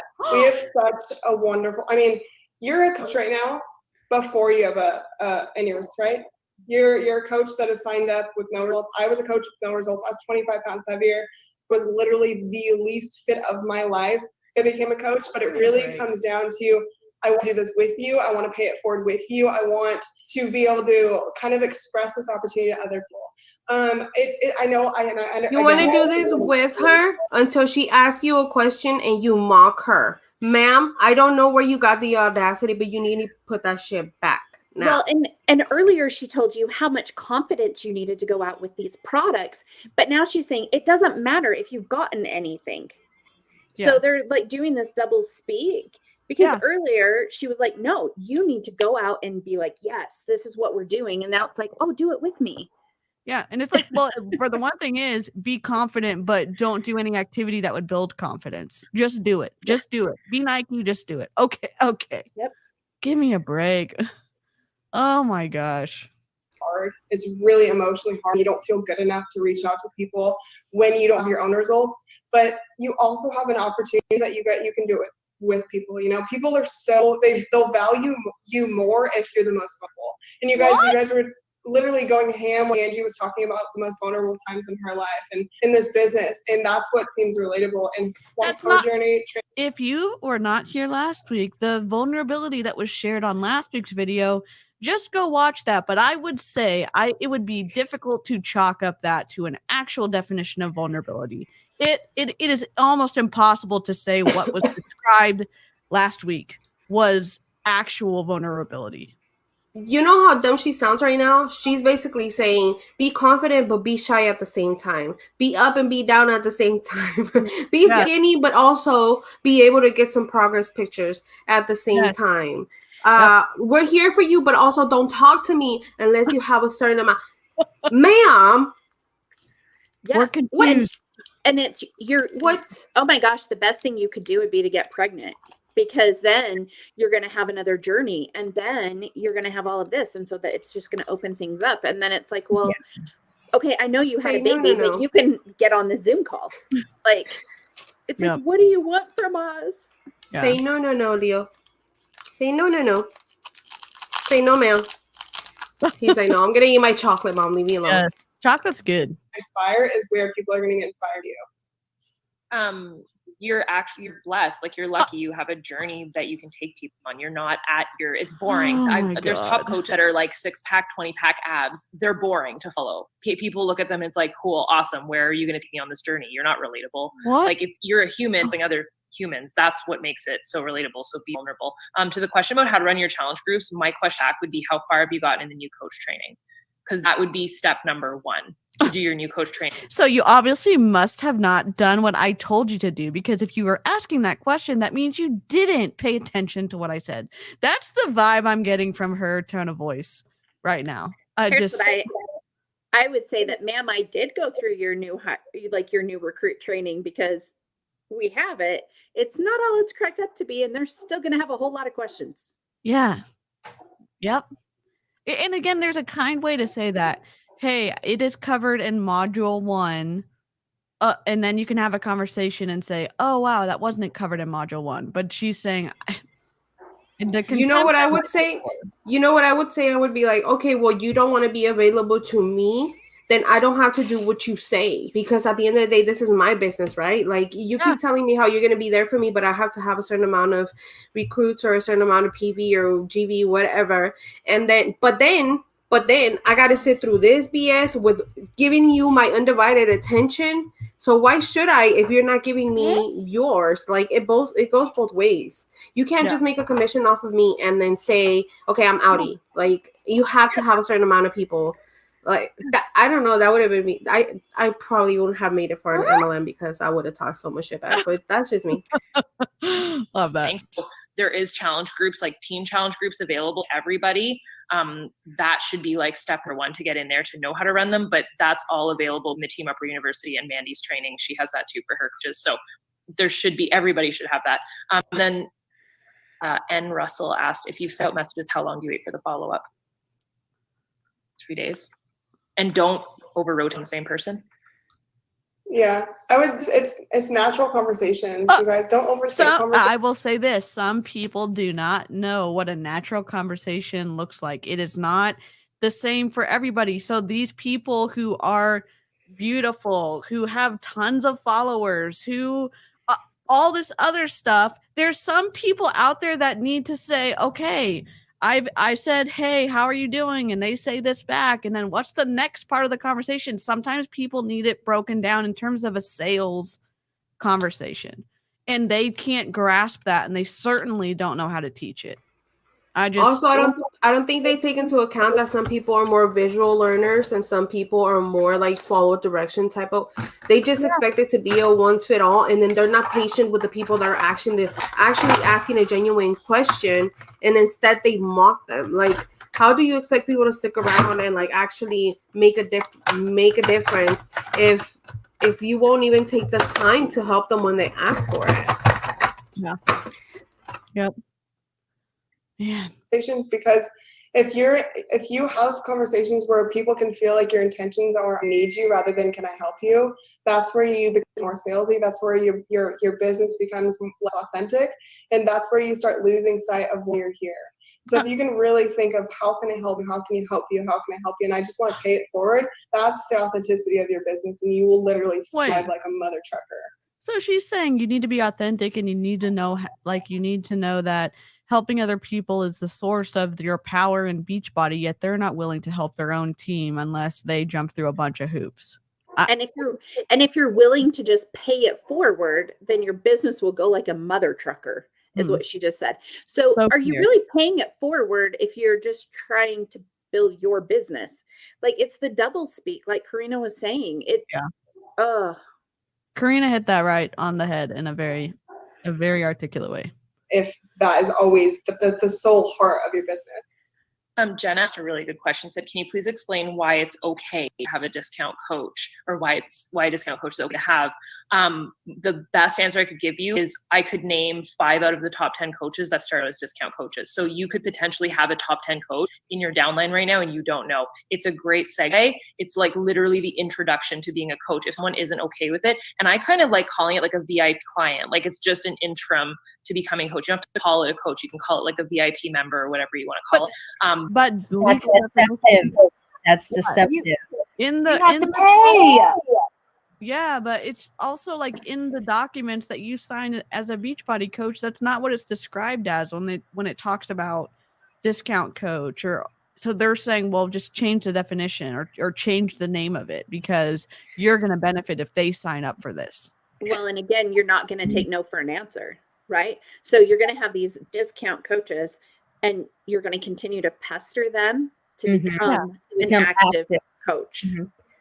And which there was a point where like my team was like encouraging us to sign on every customer as a coach. Sign up every as a coach. I did. If that's your ultimate goal. You want everyone to sign up as a coach. And you tell them I didn't give the option. Actively work the business. You're just signing up so you can get the discount. And then after that, they came up with the preferred customer. It's like Costco membership. Oh yeah, love that. Well, and the reason that they do that is then every month, if they do get Shakeology, you don't get a commission from them every month. You get volume instead. Which goes to your cycle bonuses. Great. So it's decreasing your income potentially. If you're truly wanting to do it like ethically, it's going to decrease your income. Yeah. And they won't do that. Interesting. But I know for a fact Melanie Mitro, who was top coach 3-4 years in a row, was a discount coach to begin with. So if that's not reason enough, like it's right there. And I was technically kind of a discount coach when I first started. It made me feel better. That's not Melanie's story, is it? I thought Melanie was like, I hit this because I was a mom and had 2 young boys and I wanted to do this. Like, Melanie's story is not that she was a discount coach. Interesting. It gets twisty. Great. How long until you guys hit diamond?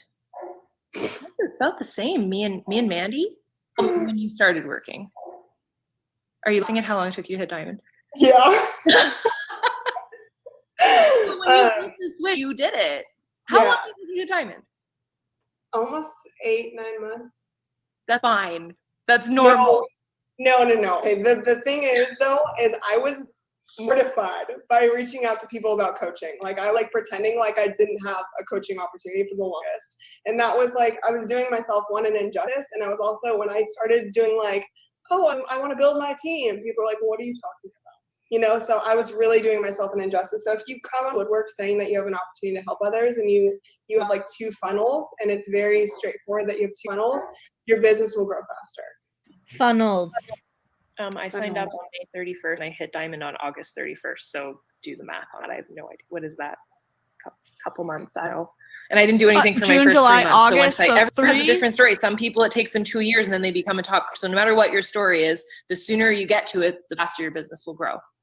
Yeah, but also in relation to that though, is I didn't take the business seriously for the first handful of months. When I took the business seriously is when I went to Ottawa, Canada and met Angie and was on the retreat and stopped comparing myself. And the next month I went diamond. So it really was in a month from when I started actually working the business. If she wasn't taking it seriously, she wouldn't have gone to go see Angie to wherever she said. So I called the yes, ma'am.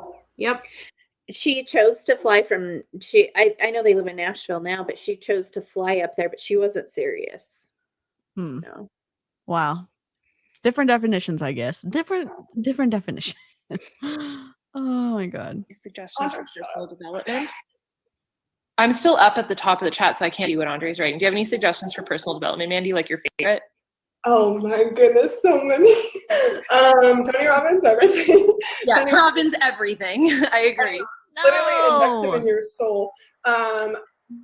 Mel Robbins. So I mean, it depends on what you need in your life, and it's something important. Don't just listen to things to listen to things. Listen to things with purpose, and that's what I would always tell every single coach. Listen to the brainwashing. Or you need to be able to think better. There's a certain type of personal development for everything that you need. I mean, sometimes I do business strategy, sometimes I do life strategy, sometimes I do fitness strategy. Like it just depends. I do have an entire list of personal development, and I think that no matter who you listen to, you can always learn from. This is what ruined my love of reading. I'm just gonna say it again. All of this, having to read personal development 24/7, always. And just a lot of the time your upline would kind of assign a book. I don't know about you guys, but it'd be like, everybody buy this book. We're going to do a book club on it. We're going to talk about it on our team calls or whatever. So where she's saying like, you can pick something that works for you. We didn't. It was like, no, this is the book that we're all reading. Yeah. And Ashley Molstad, she shares her book she's reading, and she always shares an undisclosed affiliate link. Well, she does that with any link she shares, but it's just, I wonder if some of these links that some of these coaches are sending out, they're making money on their team buying through. Because in my team on Young Living, whenever our coach or whatever, our tippity top person would send out supplies for making stuff for kits, it was always a Restyle link.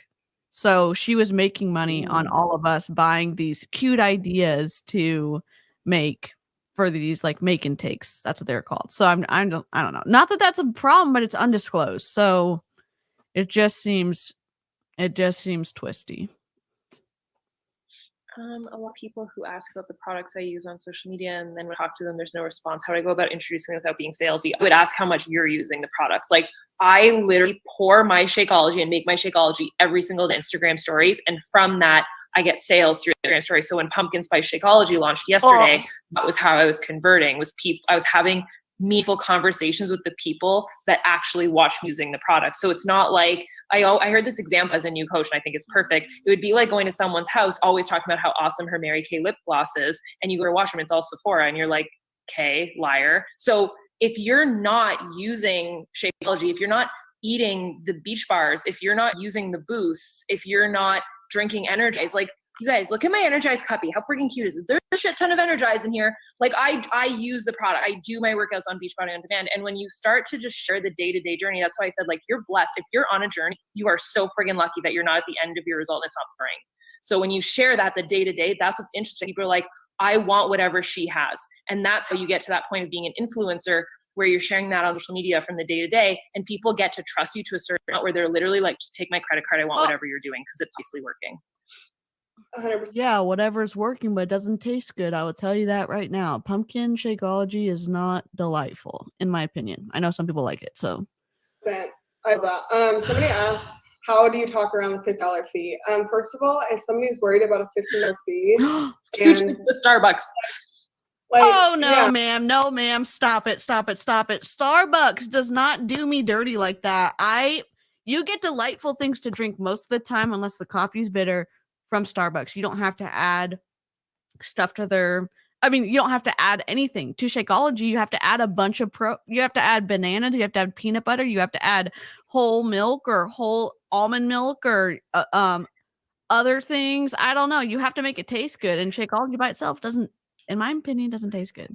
But they're learning this from Carl, right? It's the same thing that Carl, when he commented on that post, like, well, I do like wine or whatever, like you give up those things and pay for the things that really matter, and shaming everybody. And do you know what? $16 can make a huge difference for someone with formula, with diapers. Like $16 can actually buy quite a bit. Yeah. Yeah. Starbucks does not give you disordered eating. Yep. Bottom line. Yeah. Also, coffee is life, so don't disrespect coffee like that. All right. All right. Right. Thanks. Stop with our coffee. Yes. Even the opportunity. Like that's just what I think of. Is if you believe in the opportunity, if you think about the $15 fee is going to be like the worst thing for them. If they are buying Shakeology, they're still getting a discount. If they're a brand new coach and they're actually wanting to work business and they're worried about a $15 fee, I'm like, well, sell it back. Like, I mean, that is so incremental to actually what we do. And so if you really just focus on worrying about that instead of just saying like it's a $15 fee, and also the value of a $15 fee, you're covering legality. Is she saying 15 or 50? 15. It's Okay. $15.95. I don't know what it is in Canada, but she's saying 15. Okay. Got it. Accounting, you're covering all of the training, you're covering so many more things than any type of just personal trainer on social media gets. And so literally for $15, you're getting— I have a question. Yeah. I have a question because she just said the $16 covers all of these different things, and she said legal fees. If they have been found to be making unfounded claims and they get in trouble with the FTC, would Beachbody cover them? I think Beachbody's the one that gets fined. So I don't know, because in Monet, that girl that got in trouble in Florida with the attorney general, she got let go, but I think that Monet got fined and they came to an agreement, and then Monet let the girl go in her contract. So I don't know. I'd have to ask. I don't because know. it was just weird to me to be like, they're covering you legally. I mean, I'm concerned with some of the like health advice that they're giving if people get hurt. So like when I taught group exercise, I had to carry an insurance plan. Sure. Beachbody didn't cover that, and I paid them $25 a month per certification. I had to get an insurance, and they're making like. But what they don't understand also is that you're paying that $15 fee, right? But let's say this, right? You pay on that $15 fee so that you can basically make a commission, okay? Mm-hmm. But if you don't spend enough money for your 90 PV per month, then you are not an active coach, no matter if you pay that $15.95 or not. And then if you don't spend enough money for your 90 PV, you do not get your commission check that month. Mm-hmm. Okay. Yep. Wow. Coverage. Go try to find that as a personal trainer on Instagram. You can't. And all of your websites and customer service, and having been someone that owned her own business, that really sucked to have to deal with that. Shipping, customer service, returns, and websites. Whoa, don't. Yeah. As a website design and developer, running websites for e-commerce is literally the death of you. So just say thank you, give them a high five, and be like, "Girl, I got you." Any other questions that you can see that I missed? I don't think so. People worried about sharing their social security number. Oh, I get this question kind of not frequently, but like people do ask me, and all I say is, "Hey, girl, we got to make sure you're a real person." That's literally how I answer that, because it really comes down to we got to make sure you're a real person who can get paid. So I'm lying. It's your social. That's you. Just in case you don't know, you can get your identity stolen with someone having access to your social security number. So I don't, or you can really get things screwed up if you give is it the ITIN number if you have that associated and you end up, that's happened with Herbalife and other like associations with multi-level marketing, you can get it is horrible for Well, like your think if they are using, like, let's say you're using your sister-in-law's social security number and you're running an account under her, but banking, you're having it go to you. If you make over $600, your sister-in-law has to claim that on her taxes. Yeah. And she's liable for that, not you. Like, there's so many aspects of this that are so wrong. Yeah. She's talking about sharing your social security number as if you were sharing a link. She's making it seem like nothing when it's not. It's not nothing. Like that's your social.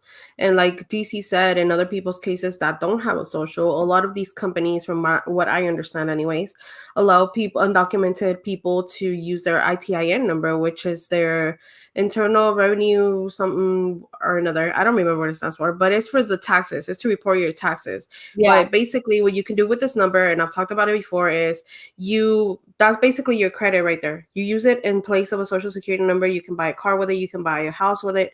Now, if you join one of these companies and you lose everything as an undocumented person, that doesn't look too great when you try to finally apply for your green card or your citizenship or whatever, because it's like maybe we shouldn't trust you here. Like, you're not a productive citizen of the United States so far. It doesn't look good. That's what I'm trying to say. It affects you more than just a bad credit score or whatever. Like, it's your whole actual future on the line. Same goes, I think, with a social security number, but especially with our ITIN, because we already have so much to lose. Like, my people already have so much to lose. So then for them to sell them this dream and then they lose everything, no, I'm not about that. Yeah.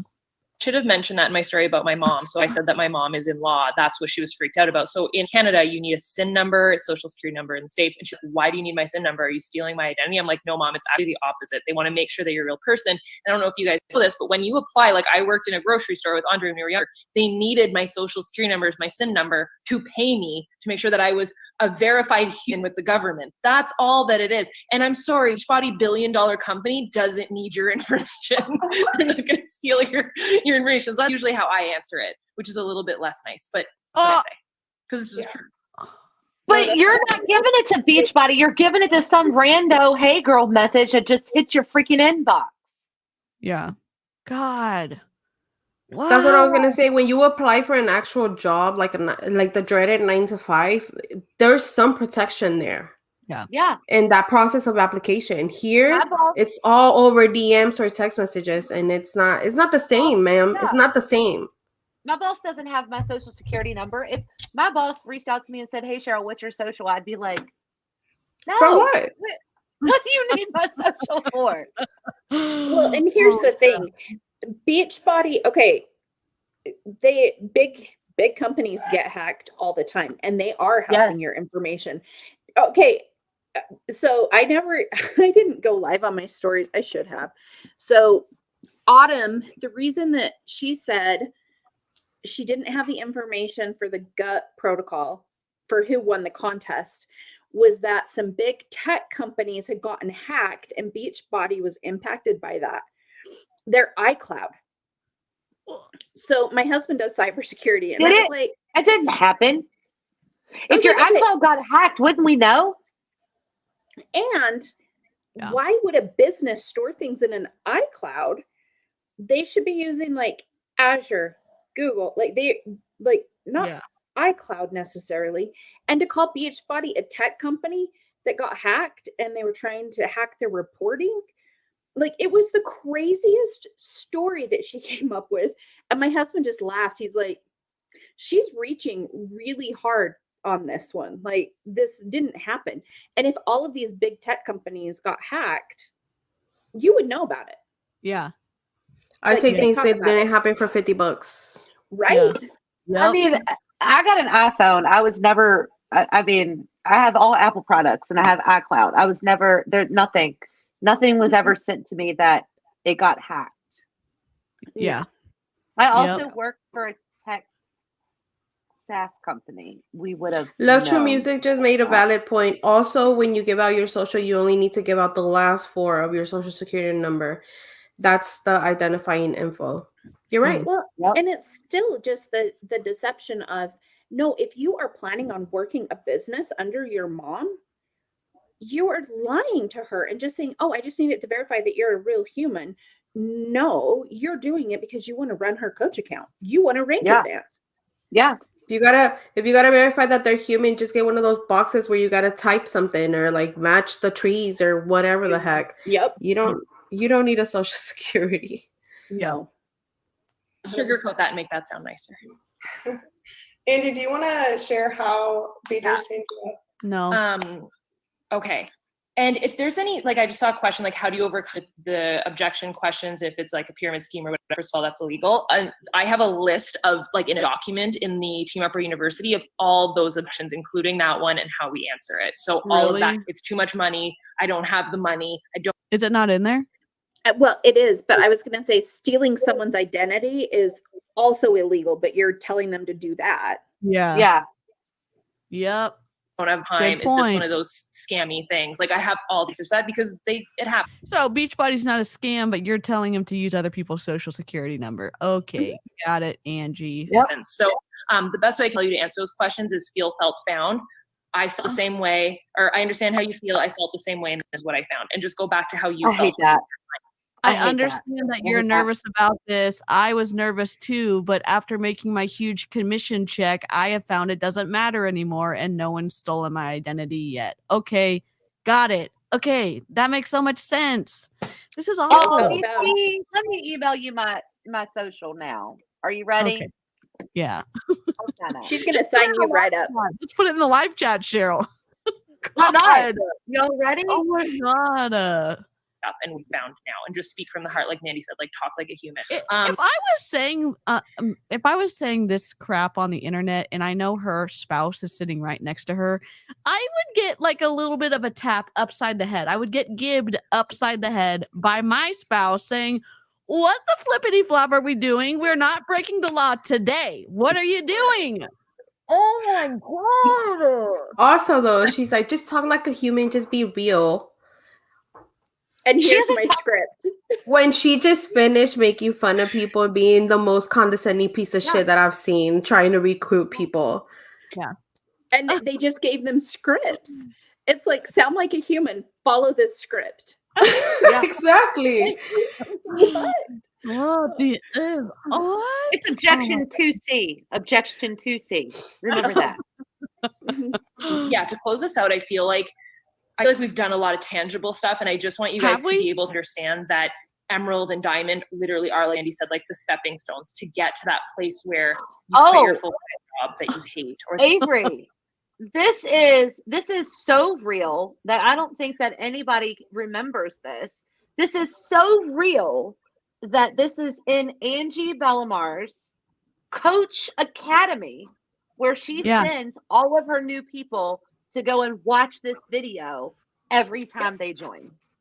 Yeah. This is so real. It just gave me a real migraine. Yeah. Oh my God. That's how real this is. Yeah. This is the real. The day in, day out. I didn't have a full-time job, but I was struggling and I hated that lack of worth that I had. And looking at that place that I was at 5 years ago, like literally to the day to now, is astronomical. Like around this time 5 years ago, I had to make a paycheck and I was making about $50 to $75 a week. And that's literally quadrupled bazillion over $70 It has quadrupled bazillion. Wow. Freaking wild. What was she doing working 1 day a week? $50 to $70 a week. But did you notice she slipped in there that she and Andre had worked at a grocery store? It's the one that his family owns that's just like Trader Joe's. They own it. They worked in the corporate office. Like your idea and my idea of working at a grocery store are very different, ma'am. Yeah, right. And also, very hard. So, and let's not forget that if you're married to the owner's son, They That's a really little want to bit just different. pay you $50 to $75 a week, maybe an Yeah. hour. Yeah. Right. I don't know. It's very odd. Or maybe she wasn't working I've that worked much. in I'm a not grocery sure. store before. I at least made rent, which was $175 back in the day. So I Yeah. know she's lying. I at least The made rent. delusion is real with this one. Like, Yeah. she got me all messed up right now. Mhm. That I would live this life. And I shared this on a call today. And I remember as a new coach, I told Andre, I was like, can you really make like actual money with Beachbody? And he said, yes. I was like, can we fly first class when we work Beachbody? He was like, yes. And I said, well, can we fly private when we hit? And that's like to the level that I didn't understand how much money we could make. And the answer is yes to both. Like the amount of money that can be made, you can out earn the super trainers. And I know that a lot of us look up to the super trainers. And the truth is a lot of top coaches, we out earn them tenfold. And I don't think that it's always taken as seriously because we're in our homes hustling behind a computer. But you guys, I will be forever friggin' grateful. I picked up Insanity 5 years ago and I decided to press on that. And I saw a coach video and found an upline on Instagram and I said yes. Not only did I say yes, I jumped in. Like I literally did a trust fall and I went emerald and I understood that momentum. I will say this. Doing trust falls with people, it takes a lot of trust. I would never in a million years do any trust fall with anybody on her team at all. And I don't care that they're fit or whatever. I wouldn't trust her like even near my same computer equipment because she's probably going to take my social security number for legal purposes. That is a joke. Okay. It's a joke. Oh my God. I'm going to get in so much trouble. Where's your husband? Where's your husband hitting you upside the head? Yeah. Gosh, man. And 5 years later, I am literally sitting here as an entirely different person. That How will probably live longer, is happier in her marriage. Do you guys know? you're going to live longer, you're going to be happier in your marriage, you're going to make a lot more money enough to fly private, and you're going to out earn the super trainers 10-1. Oh, okay. FTC, where you at? What the hell? And again, I was told in Young Living we had this, and I'm just pointing it back to something I was in. They said you can't make income claims in public. You can't do them in a private text message. You can't do them in a group chat. They're not kosher. They're not okay in any situation. So You shall always, Beachbody income claim always needs to be, and Beachbody's income claim always needs to be inserted, no matter where you're at. Yeah. Yep, the disclosure form. And they may actually. Yeah, she just claimed that she makes 10 times more than the super trainers do. That's what she said. So, yeah. But like the amount of divorces in America and Canada because of financial stress and just never seeing each other, like we're both home together all day and we are happy that way. And we're 30 some years old. Like that's unheard of. And we are normal people and you guys can see. So to think that are you normal people? Thrown in the towel when I didn't hit Success Club. Are you normal people? Because it doesn't sound like your husband or boyfriend or whatever is normal. Like he came from money. You had someone to rely on, and you were sleeping on the couch when you found the opportunity, or when you finally decided to get up off your ass to work this. Because she was only working 1 day a week at the grocery store. You only make $75 a week working at a grocery store for 1 day. She was sleeping the rest of the days. And I don't know about you guys, but the number of the like higher ups that end up getting divorced is actually pretty high. Yeah. So can you imagine me sitting here and being like, thank you to YouTube, because I've only been on here for about a year, but my marriage has never been stronger. The fuck? My husband would come in here like, what did you just say? What did you just say? It'd be like, it's all done. It's all. He'd be booping me in the head too. Bah. Yep. Like, what did you Thank say? you to the Snark crew and anti-MLM. My marriage has never been happier. It's never been stronger. Never. I got some good advice for some Christian ladies, you know. Let me sell you a dream. My husband and I work from home all day together as well. Ooh. And guess what? We work the dreaded corporate 9 to 5. Ooh. Yeah. And guess what? My husband works from home, and we went to brunch yesterday. Ooh. Like, I don't know why they have this idea that multi-level marketing is the only job that lets you Yeah. do anything. It's like, no. Actually, we get to do a whole lot more. Right. You get to do a whole lot more. I'll say If you I my was in an dream. Yeah. My husband goes to work every day and I don't work and I don't have to work and I get to stay home and give my baby undivided attention That actually and sounds play really with fun. him and take him to the park. And then after all that, we go get coffee and we go buy plants. That's my dream. Yeah. You like That it? sounds like, yeah, Join me. I love it. I love it. We'll Follow get you to Karina. Emerald. Follow Karina here on YouTube. She's Karina Hurtado, and yeah, follow her over on her channel. Follow me and join me. Join my Yeah. planty club. Join her on the plant journey, the plant and caffeinated journey. Me and said, like, what have you done? Like, have you done lately? And are you going to do this thing? And I decided to treat this like a real business. Like, that changed my world. Every time that I see a coach like Jenna that just commented that quit their job, like Mandy, that's why I do what I do. It's to help other people achieve that same level of like, okay, I've got this and I can frigging do this. And then where It's you to help other people fuck up their life and leave their actual career for this bullshit MLM. Ma'am. proud of what I did. Like that, a lot of people don't feel that. They come home from their 9 to 5 and they're drained and they hate their life. Like you have the ability to have that life. So before I start crying, Mandy's turn. They're crying on this call?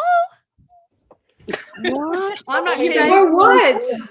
I'm not shaming anyone for crying. I'm just saying I am pretty Why are they emotional. crying? I don't know that. I don't know. Like I'm not feeling any kind of tears. So man. And my husband loves his job. He loves it. It's like, I mean, that's what I don't get. Like I loved my job when I was working. Yeah. So to say same like here. anybody that works a 9 to 5 is gonna hate their life. Like no. Listen, the last job that I had was a very physically demanding job, and I worked until the day I gave birth and then a little bit after. But I worked at a laundromat and I was the manager, but because I'm a very hands-on person, I still did a lot of deep cleaning. I did a lot of the laundry, the laundry service or whatever. I did a lot of the managing the books and all that stuff, basically all of managing the books. And I loved my job. Was it very physically demanding and sometimes very tiring? Yeah, of course. But I loved my job. My husband, he works in metal, kind of, not necessarily welding, but like, I don't know how to explain it. That's a job you can't what do it is now. from home. Yeah, it's a job that I can't do, but it's a very skillful job. It's a very physically demanding job as well. But that's his jam. That's his jam. And we're not rich by any means. Yeah, we're not rich by any means, but he loves going to work every day and he loves what he does. Yeah. And when your husband comes home, he's home. Yeah. Right? He's not like, oh crap, I just got a message. I've got to respond. I just got to do this real quick. I got to do a post real quick. You know, none of that.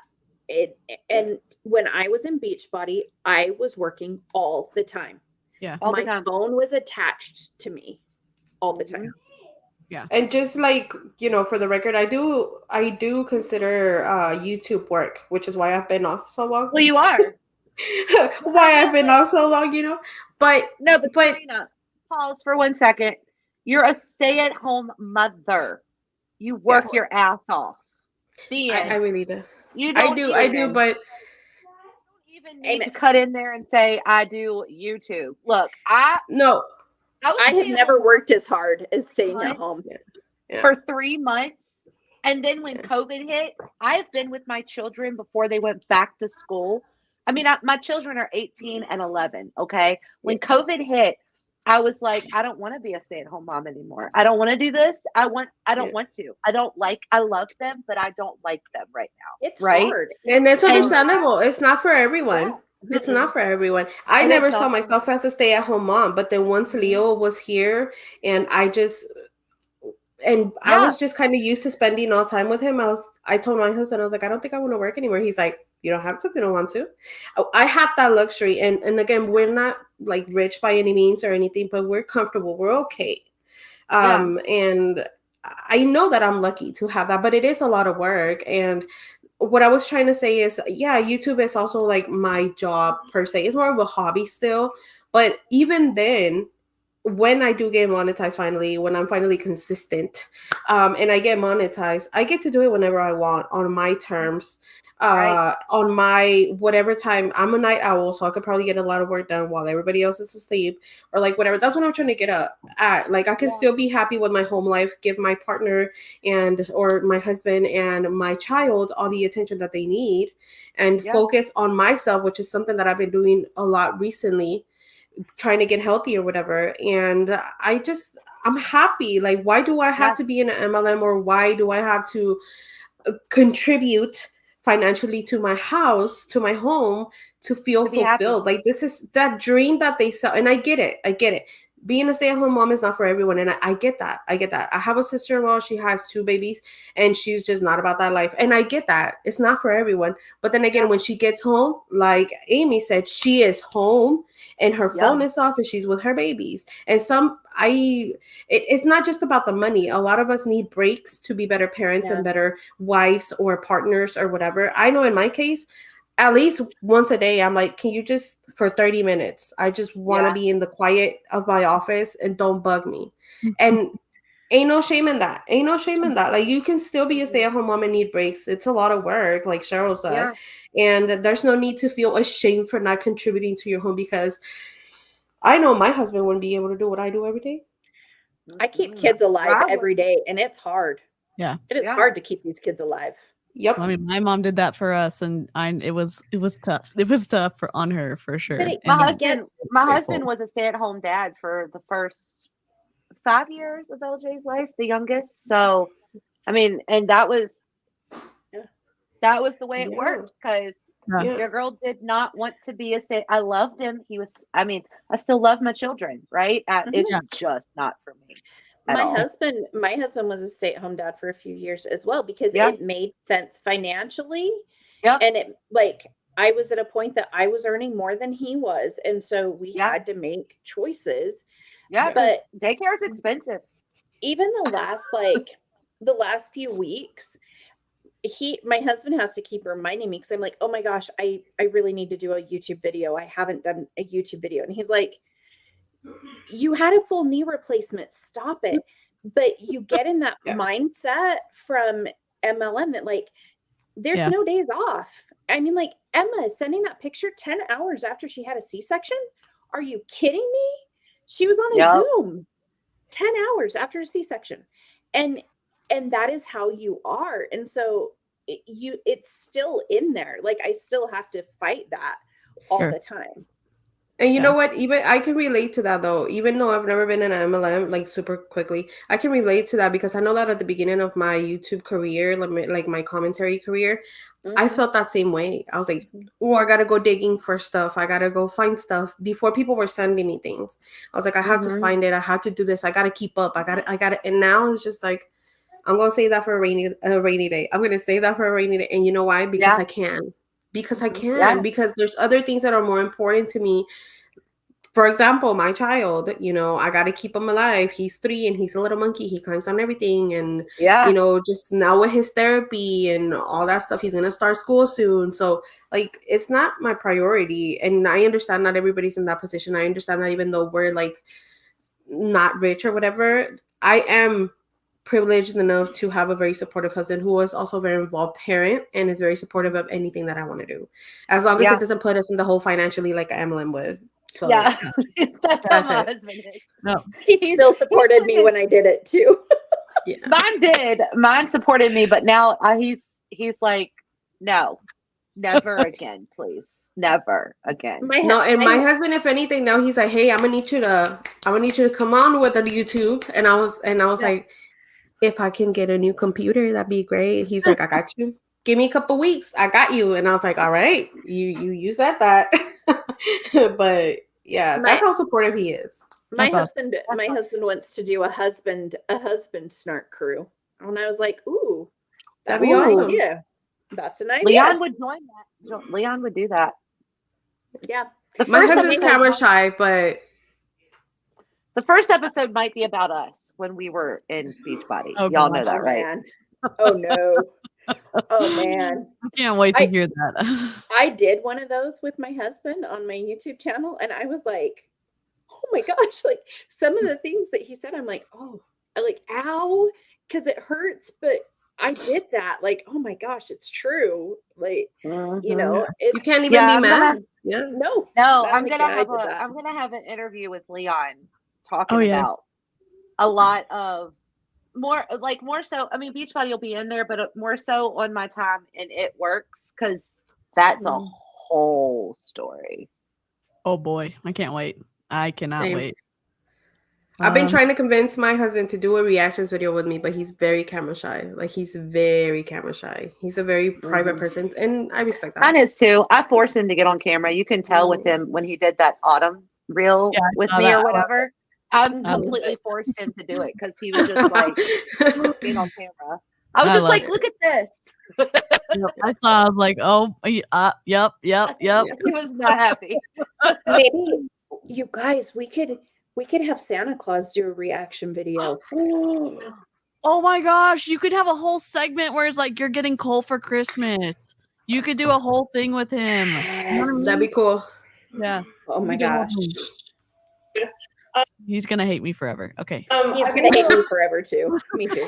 point was like why I started this. I mean, I wanted something so bad, like so bad that I was proud of doing, you know. And I don't mean to say this like I'm boasting right here, but I got a very extensive education at a private school, and I literally should have been on top of the world when I got a senior position as a marketing like personnel, and I should have been on top of the world, and I should have felt so fulfilled, and I should have felt like I was like a 23-year-old that has absolutely made it. And then I didn't. And I was like, wait, I just got this education, just landed a senior marketing position, and I was the website design and developer for a huge corporation, the head, like the senior. And so you look at that, a 23-year-old, and you're like, maybe. Can we go? Okay, I am not picking on misspellings or anything like that in her slides whatsoever. But if she was a senior marketing executive, remember her slides that she shared? Mm-hmm. Yeah, we may have questions. We may have some.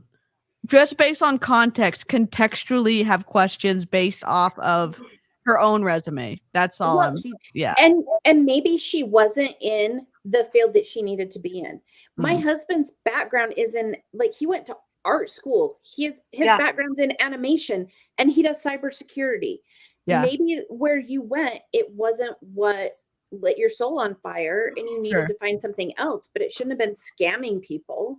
Right. I'm just You know what came to my mind right now when she's like, oh, I did this and I went to this school, blah, blah, blah. Like, le está echando muchas cremas a sus tacos, meaning she's adding too many flowers onto, or like too much toppings on her tacos. Like, she's just adding too much onto it for that presentation that she gave. And like Cheryl said, I'm not trying to pick on her misspellings, grammar, blah, blah, blah, because I know I do that all the time. Picking on the graphics. But it has graphics. She went to school for that, and she's crema los tacos, mucha crema los tacos, and it doesn't make any sense. So yeah, it doesn't add up. It doesn't make sense for sure. I'm so confused by it. Okay, sorry, I'll shut up now. No, you're good. We love it. We love the spice. You've made it. You're doing it. You're literally slaying. I'm like, slaying what? Like, what am I slaying? Because I don't feel good. Like, I don't feel good on my skin. I actually. Avery, I love you. Sitting in my office here every single day, stressing out. I would literally wake up to the dark and then drive home to the dark. And I was actually talking about this today on my Instagram.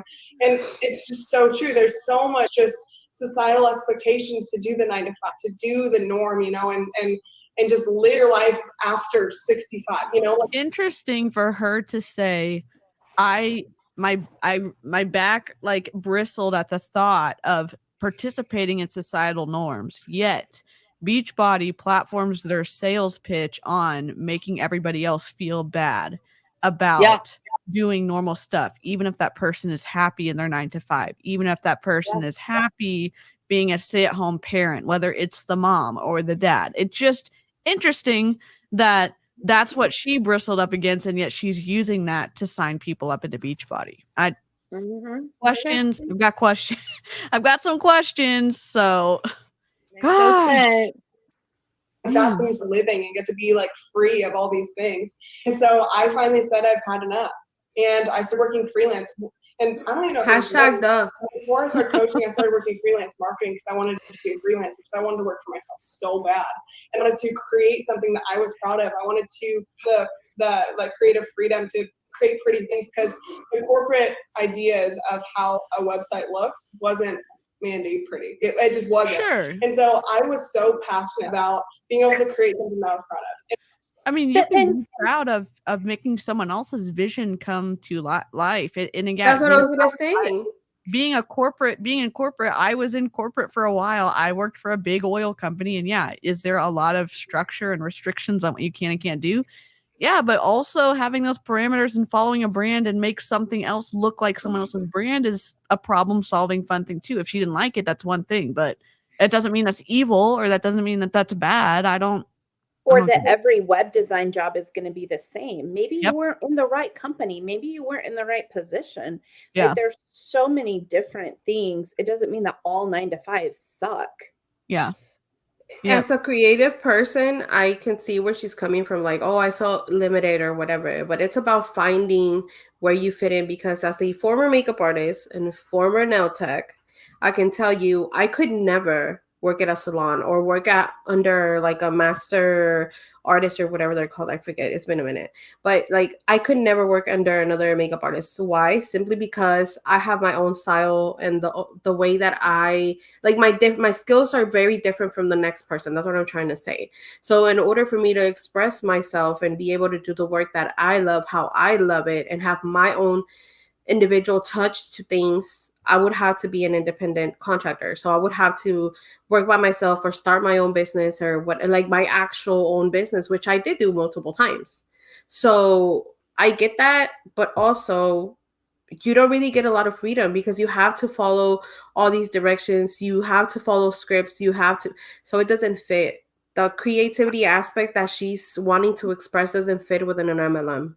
Yes, but you're right. And she's also saying, I wanted to be creative, and now I'm having other people copy and paste my captions so that there is rigidity and structure, and there's not creative thinking that we're really welcoming here either. That's just it's weird to say I have a problem with it in this sense, but now that I'm making money off of it, I really want you to follow the rules and copy and paste and all this other stuff. And like you said, DC, she could have very easily worked for other people, like made their visions come to life, who have different projects, and just have it be between her and her customer, or like her client or whatever, you know? Yeah. But no, instead she did this, and now she not only does she have shitty graphics, but she's not getting to express her creativity. Right. And once I found this opportunity, and once I saw people like Angie loving their life, and I was just like, why not me? You know, for a long time I actually said, well, it's never going to be me. But then I got to a point where I said, why not me? Like, why not me? And even if I would have loved my corporate job, even if I would have loved everything I was doing, I still wasn't living my fullest life. I wasn't able to make more money than a marketing person. You know, marketing people make under $100,000, and I was making good money at 23, and I should have been proud of myself, and I was proud of myself. An entry-level position as a senior marketer, so let's say she's over web design or branding, maybe you start out at $75K, or maybe you start out at 60. I don't know. You're at 23, so let's say you work in the industry for 20 years, you're going to be making well over 150,000. You are. I don't. And you have marketable skills. Sure. I think that's the other thing. If she were, I mean, guess what? If Beachbody decides tomorrow that they're not going to be an MLM anymore, her income's gone. Right. It's gone. Yeah. If you are a web designer, you can go to a lot of different places. Yep. There's more security in the 9-to-5 than they're willing to admit, because her downline could crumple like get off that hamster wheel and it's gone. Yeah, and it's not marketable for her resume either. What happened? Yeah, and she's saying that she wasn't living to her full potential, so now instead she's wasting her time in this MLM instead of building up her portfolio and building up her connections and her actual like network of artists and people that might need her services. now she's just wasting her time and throwing away the knowledge that she paid for, or the knowledge that she got, which a lot of people aren't fortunate enough to get. So that's a little infuriating, to be honest. And she could freelance. Like, she could do Exactly. a lot of different things. Yeah. And still build her portfolio Mhm. while doing that. But instead she's doing this and she's not doing one thing or the other. Yeah. Welcome back, Tanya. For making that achievement, but I just still didn't feel fulfilled, you know? And so when I was able to dive into this business and really understand that I have more purpose, I have the ability to not only help myself and feel good about what I was doing on an everyday basis, but also I have the ability to pay it forward, you know? In a corporate job, you can't pay it forward. You can help the people in your office. You can help your corporate mission. Yes, you can. Yes, you can pay it too. forward.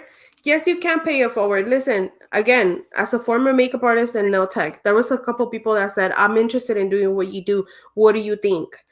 And I personally have never been the person of, oh, I can't tell you. That's my secret. I would be like, well, this is what I did. This is how I went about it. These are the resources that I found. This is about how much it's going to cost you to start a kit. This is how much is going to, I suggest you take a cleanliness hygiene course for your both nail tech and makeup artist. I suggest you do this. There's a person that you might be able to talk to. Like, I've never been one to, no, I can't tell nobody. I'm not going to tell nobody. I'm not going to share my knowledge with other people. Yeah. And Yeah, I mean, I pay it so forward. it's not I mean, true. every day in my job, right? Like, I have a legit sales team, like a real sales team. They actually get paid a salary every week, the 1st and the 15th, right? So, or the 15th and the 31st. We actually get paid a salary, and I help them with their goals, like how, if they want to, you know, promote. But also, I pay it forward every day on Instagram. When people ask me, hey, Cheryl, where do you get your graphics from? I'm like, dude, I literally buy, most of the templates are all on Canva. Like, that's the only thing I use, right? And most of the time, if I don't have time to sit down and like make a whole bunch of graphics, I will buy them from Etsy, helping another small business, right? Yeah. But their viewpoint is you can only, if you're helping can someone, only- you should be getting paid. What? Right? But that's And that is what drives me so insane with this, is it's like, no, we want to help people because we're helping people. right. Mhm. Yeah. And we're developing people every day. Every day. Yeah. Yeah. It's just, man. Oh, get to I wherever think I'm you getting want. angry because I'm hungry. Okay. Yeah. We're almost done. We need to get Cheryl a snack. That. You cannot help other people's actual lives. You know, we The help chocolate, Cheryl. We help people literally live bigger. We help people get out of some emotional nutcase ruts. You know, like I've helped so many people that have come to me and Mandy, I just fought some serious depression. Like I wouldn't be here if it wasn't for you. And those are the kind of messages that really are gut wrenching, but are so worth it. And so, wait, did she just say? Yes. Yes, she just did. said that. Now, I will say this before you take us being mean or whatever you're painting us as. I'm going to be mean. Okay, I'm going to let Karina be mean. I'm going to say this. I'm happy if she had any positive impact on someone that saved them from unaliving themselves or whatever. I will always say that. Will I attribute it to Beachbody? No. Will I attribute it to being a coach? No. I want to blanket what I'm about to say with that first. It is very wrong to say I can help people in their mental health arena because I'm in an MLM. And I will say this, I and again, trigger warning, I am lucky to be here after attempting to balance my brain chemistry with essential oils for so long, and for phobias to be used against me going to seek medical help and a psychiatrist, a licensed therapist. I will say that. So if someone is telling you my way or the highway, go find a balanced approach. There's lots of go to a medical professional. I don't know. Karina, there you go. Be mean. As someone who has been at that point of almost no return several times for different reasons, when you do reach out to someone to help them out of that space, number one, you don't advertise that shit. You don't brag about that shit. Yeah. Number two, an MLM, no matter what they say, what they sell, how they present themselves, are going to be able to help you out of that. If anything, is going to do you more harm. And here is why. All these relationships are conditional and transactional. All of them. They can sit here and say, no, they're not. But how many people have we seen that have left off MLMs way worse than they started with? Why? Sure. Because not only do they not have anyone from that MLM, but they were suggested to cut out the people that they did have before the MLM. Yeah. Yep. So I'm so sorry that you have been in that spot, or that anyone that's in your MLM has been in that spot. But we will not sit here and say that this MLM is going to help people out of that spot, because it's fucking not. Yeah. Well, and You know what you need? Therapy, a good friend, a good partner to get on whatever medication it is that you need, with the adequate professional fucking help, not some MLM hun that has no background in medicine or therapy or anything. And that is why we were talking about the mental health claims earlier. Yeah. Because it is not okay. Do you know how many people might not make it through that disappointment? How many people might not have anyone else to reach out to and then get iced out from these fucking companies? Yeah. I can't. and- I can't sit here and just watch someone make these fucking claims and not say anything about it. And is she still going to be supporting them when they quit her downline? Exactly. I mean, I got publicly bullied the day I quit mine on Facebook. Like the next day I went to go teach my group exercise class. I couldn't teach because I was sobbing. It was so painful and hurtful, the things that they do to you when you leave. And it's like, okay, so they wouldn't be here without you. Are you going to be there when they aren't making you money? No, you're not. And you get in and then you realize that all of the things that she said to you were actually a script. So did she ever really care about you? Was she trying to help you? Because now you're like, oh, no, I was actually just another contact on her list. Yeah. So, and the way that they were treating girls, #duh, how is that helpful for any of their mental state? Yeah. Yeah. All I can say is take saying out of Hannah's books, and if you don't know Hannah, you should go follow her. She's amazing and so kind. She's way kinder than people deserve sometimes. And remember, look at the motive. Remember what is it? Shit. Mashed potato brains. But y'all know what I mean. Yeah. Remember the motive and look at the approach or whatever.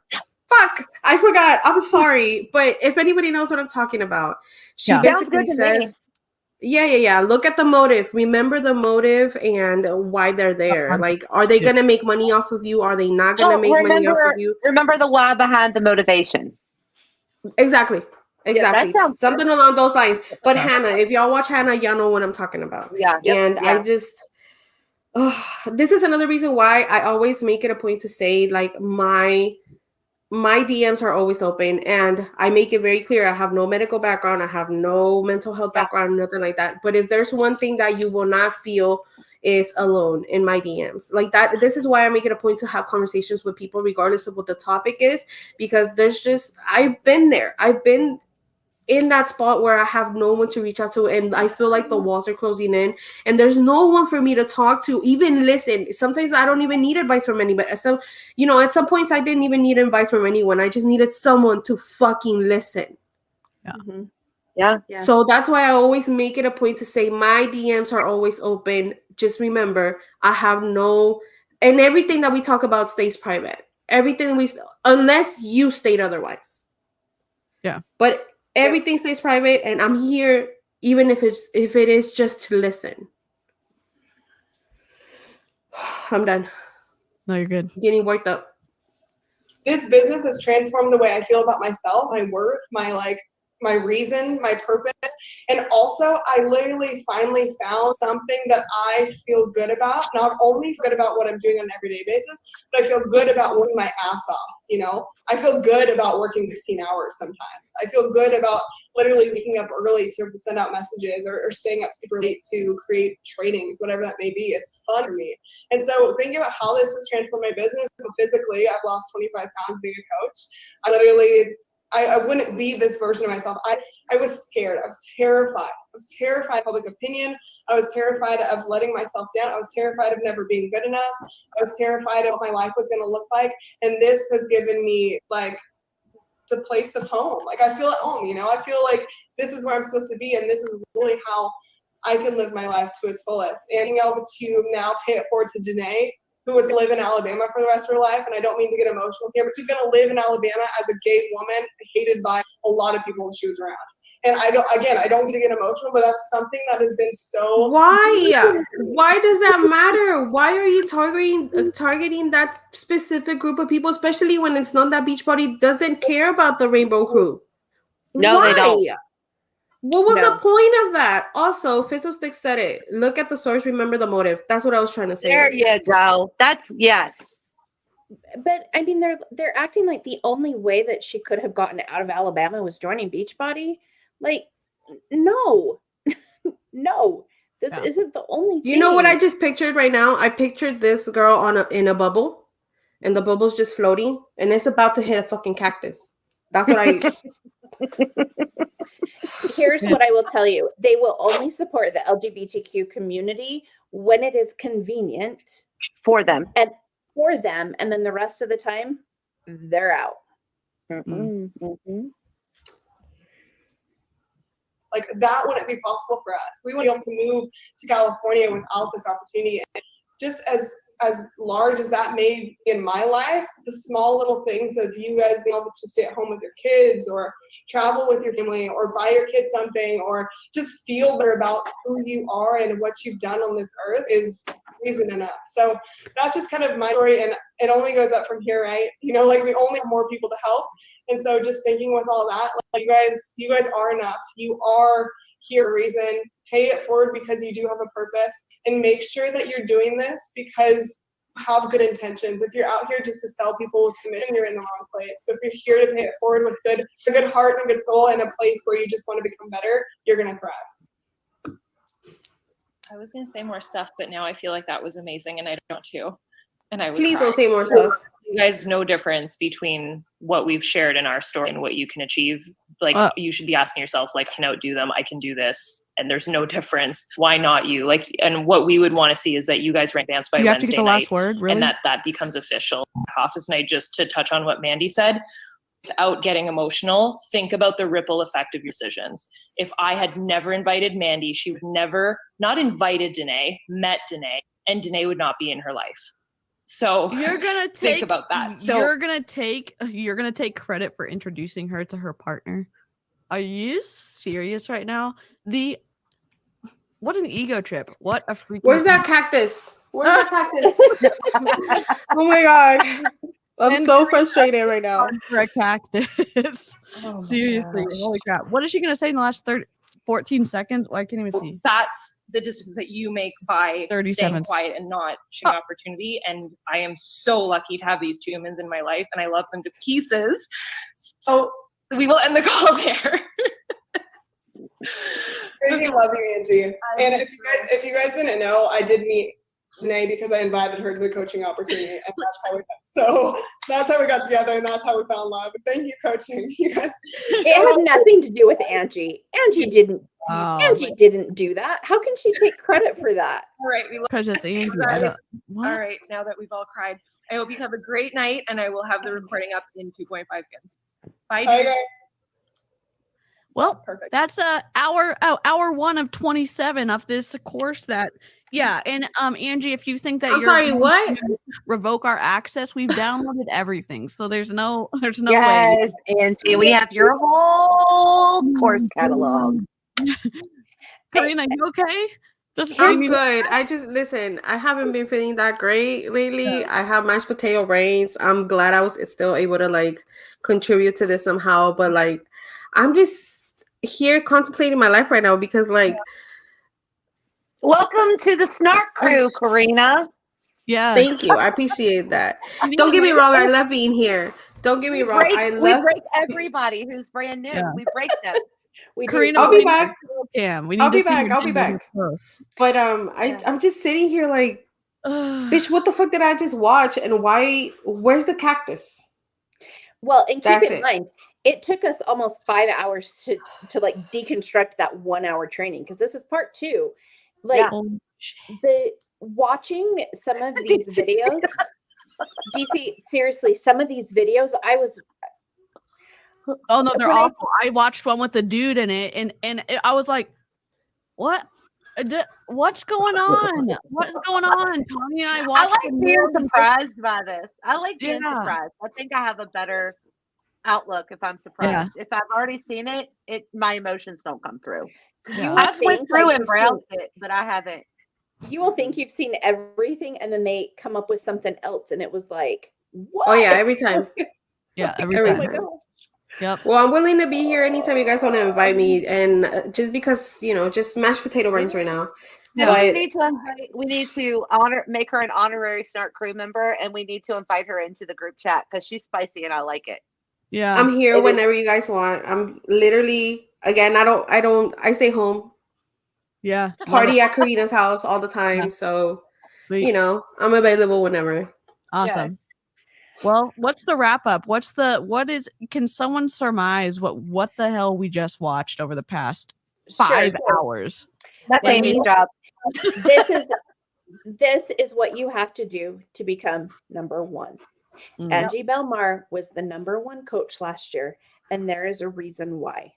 She was willing to do all of these things that we just talked about with zero thought.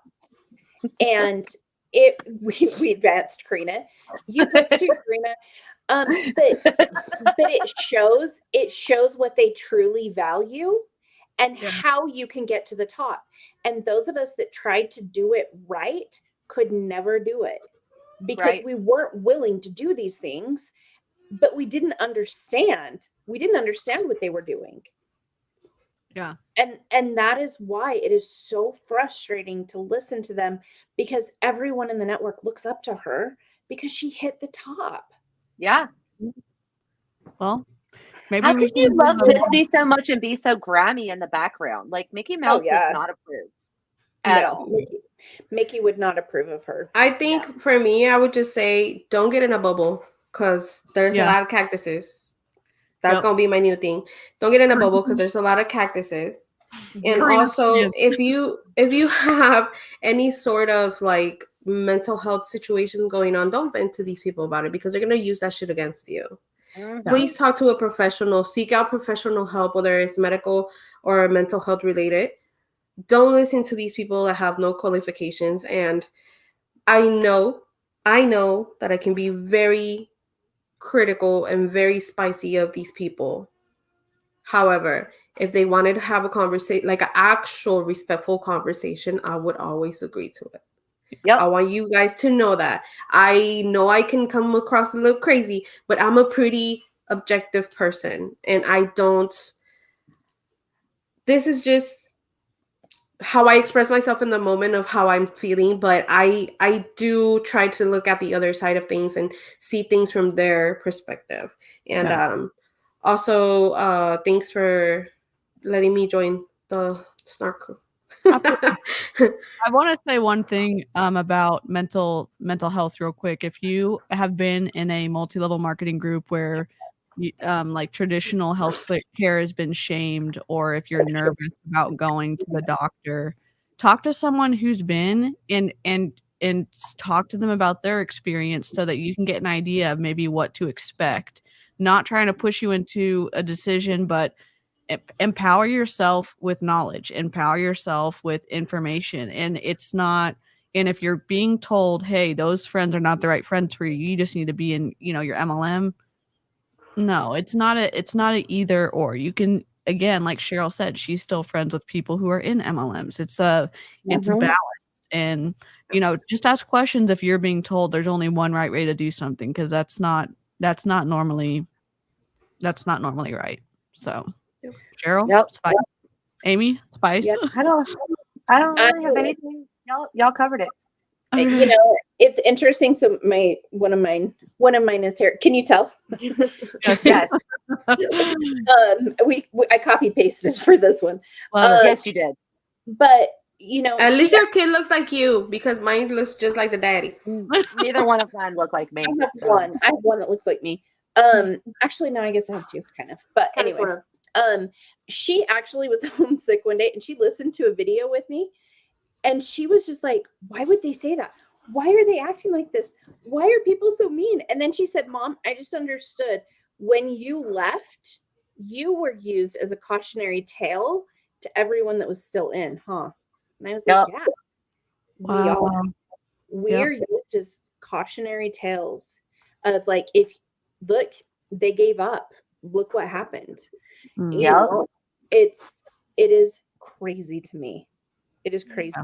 And some of the stuff they were saying, They're mean girls. She was like, "Yeah, if somebody says no, just try again in a couple days." And I was like, "You don't respect people." She was like, "What about That's harassment, right? That's harassment. What about consent? What about consent, lady? You know, but I think that is another thing that's important, is teaching your kids and like being open to speaking. That's why we do the education, because the only way they're going to be able to continue to enroll people is they're getting our kids. Yeah. And we have to do our part in educating our kids, other kids. It starts at home. Anyone. It does. Yeah. Absolutely. Absolutely. Yep. Can I ask your daughter a question? Yeah. So when your mom was in Beachbody, was at the time when she was in, was there anything appealing about what your mom was doing? Like, was there ever a draw where you said, "Oh, maybe I'll do Beachbody someday"? Or did you have positive thoughts about it? Did you have negative thoughts about it? When I was like She was pretty little. I was like pretty focused on becoming a Navy SEAL, which is not the dream anymore. But I don't think She I would- really like. She would work out with me, I though. would work out, Yeah, she would work out with me. And but I still do though. Sometimes. Like it wasn't a beach body thing. But I liked it. Like some of the programs they did, like dancing. I yeah. really liked it. Yeah. So, I mean, Some of it was appealing. I think part of it is to separate it from like move your body and exercise versus you have to do a beach body program. Mhm. Sure. Yeah. So, and maybe it was because I also taught classes, and so the kids were able to do different things. Like so I was homeschooling at the time up in you are beautiful. I was homeschooling at the time up in Washington, and I taught at the YMCA, and I would sometimes sub classes, and like my second to oldest would go with me. And like did one of it was I had to do like a silver sneakers type group, so it was all of the older, and they were like, "Oh my gosh, this is amazing, I'm with the adults of awesomeness." And like just that interaction, and to show like moving your body can be joyful and fun. And I think some of my children think that exercise is fun. Not many of them, but she likes it. Cool. Some of it. Yeah. But There's a limit. I think it definitely impacted my older kids more. I'm the middle. She's the middle one, so I've got 5. So my 2 older, it definitely impacted them more Because they were older and they had. Yeah. Because I remember. You would dance Like with some, me and I stuff. remember But, some things yeah. and like, but Sam and Jace, they remember them. Yeah. Okay. Yeah. I'm gonna do one with them sometime. Yeah. It's great to hear your perspective. Yeah. Sure. Because what you don't understand is how much you're impacting your entire family. Yes. Yeah. These are my people. I can't leave them. Almost done. Thank you so much for sharing, Cheryl. I also want to hear your perspective on a podcast. I'm just starting asking early, okay? Leon, did you hear her? She said, "Thank you so much for sharing, Cheryl," and she wants to hear your perspective on a podcast one day. I'm sure you don't roll his eyes. Yeah. Uh-huh. Okay. That's what my husband would have said too. Sure. Yep. Cool. Well, Hey. Snark crew, thanks so much. Had a great time with y'all. Live Thank you for chat. having me. Karina, you're Of honorary course. member of Snark crew for sure. Live chat has been awesome. Replay crew, thanks for your support. And yeah, I have a surprise on Instagram Live tomorrow at 12 noon. So maybe a live Zoom link was sent to me for a diamond chat. Maybe not, but I will save it and post it. So Dun dun dun. yeah, I can't that's gonna be wait. fun. I will tell y'all in the live chat, and Karina will add you. We'll add you to the chat. So It's gonna be amazing. I'm gonna roll the outro. Everyone, Bye, hope you have a great dinner and a great evening. And Bye, my dudes. bye. Bye.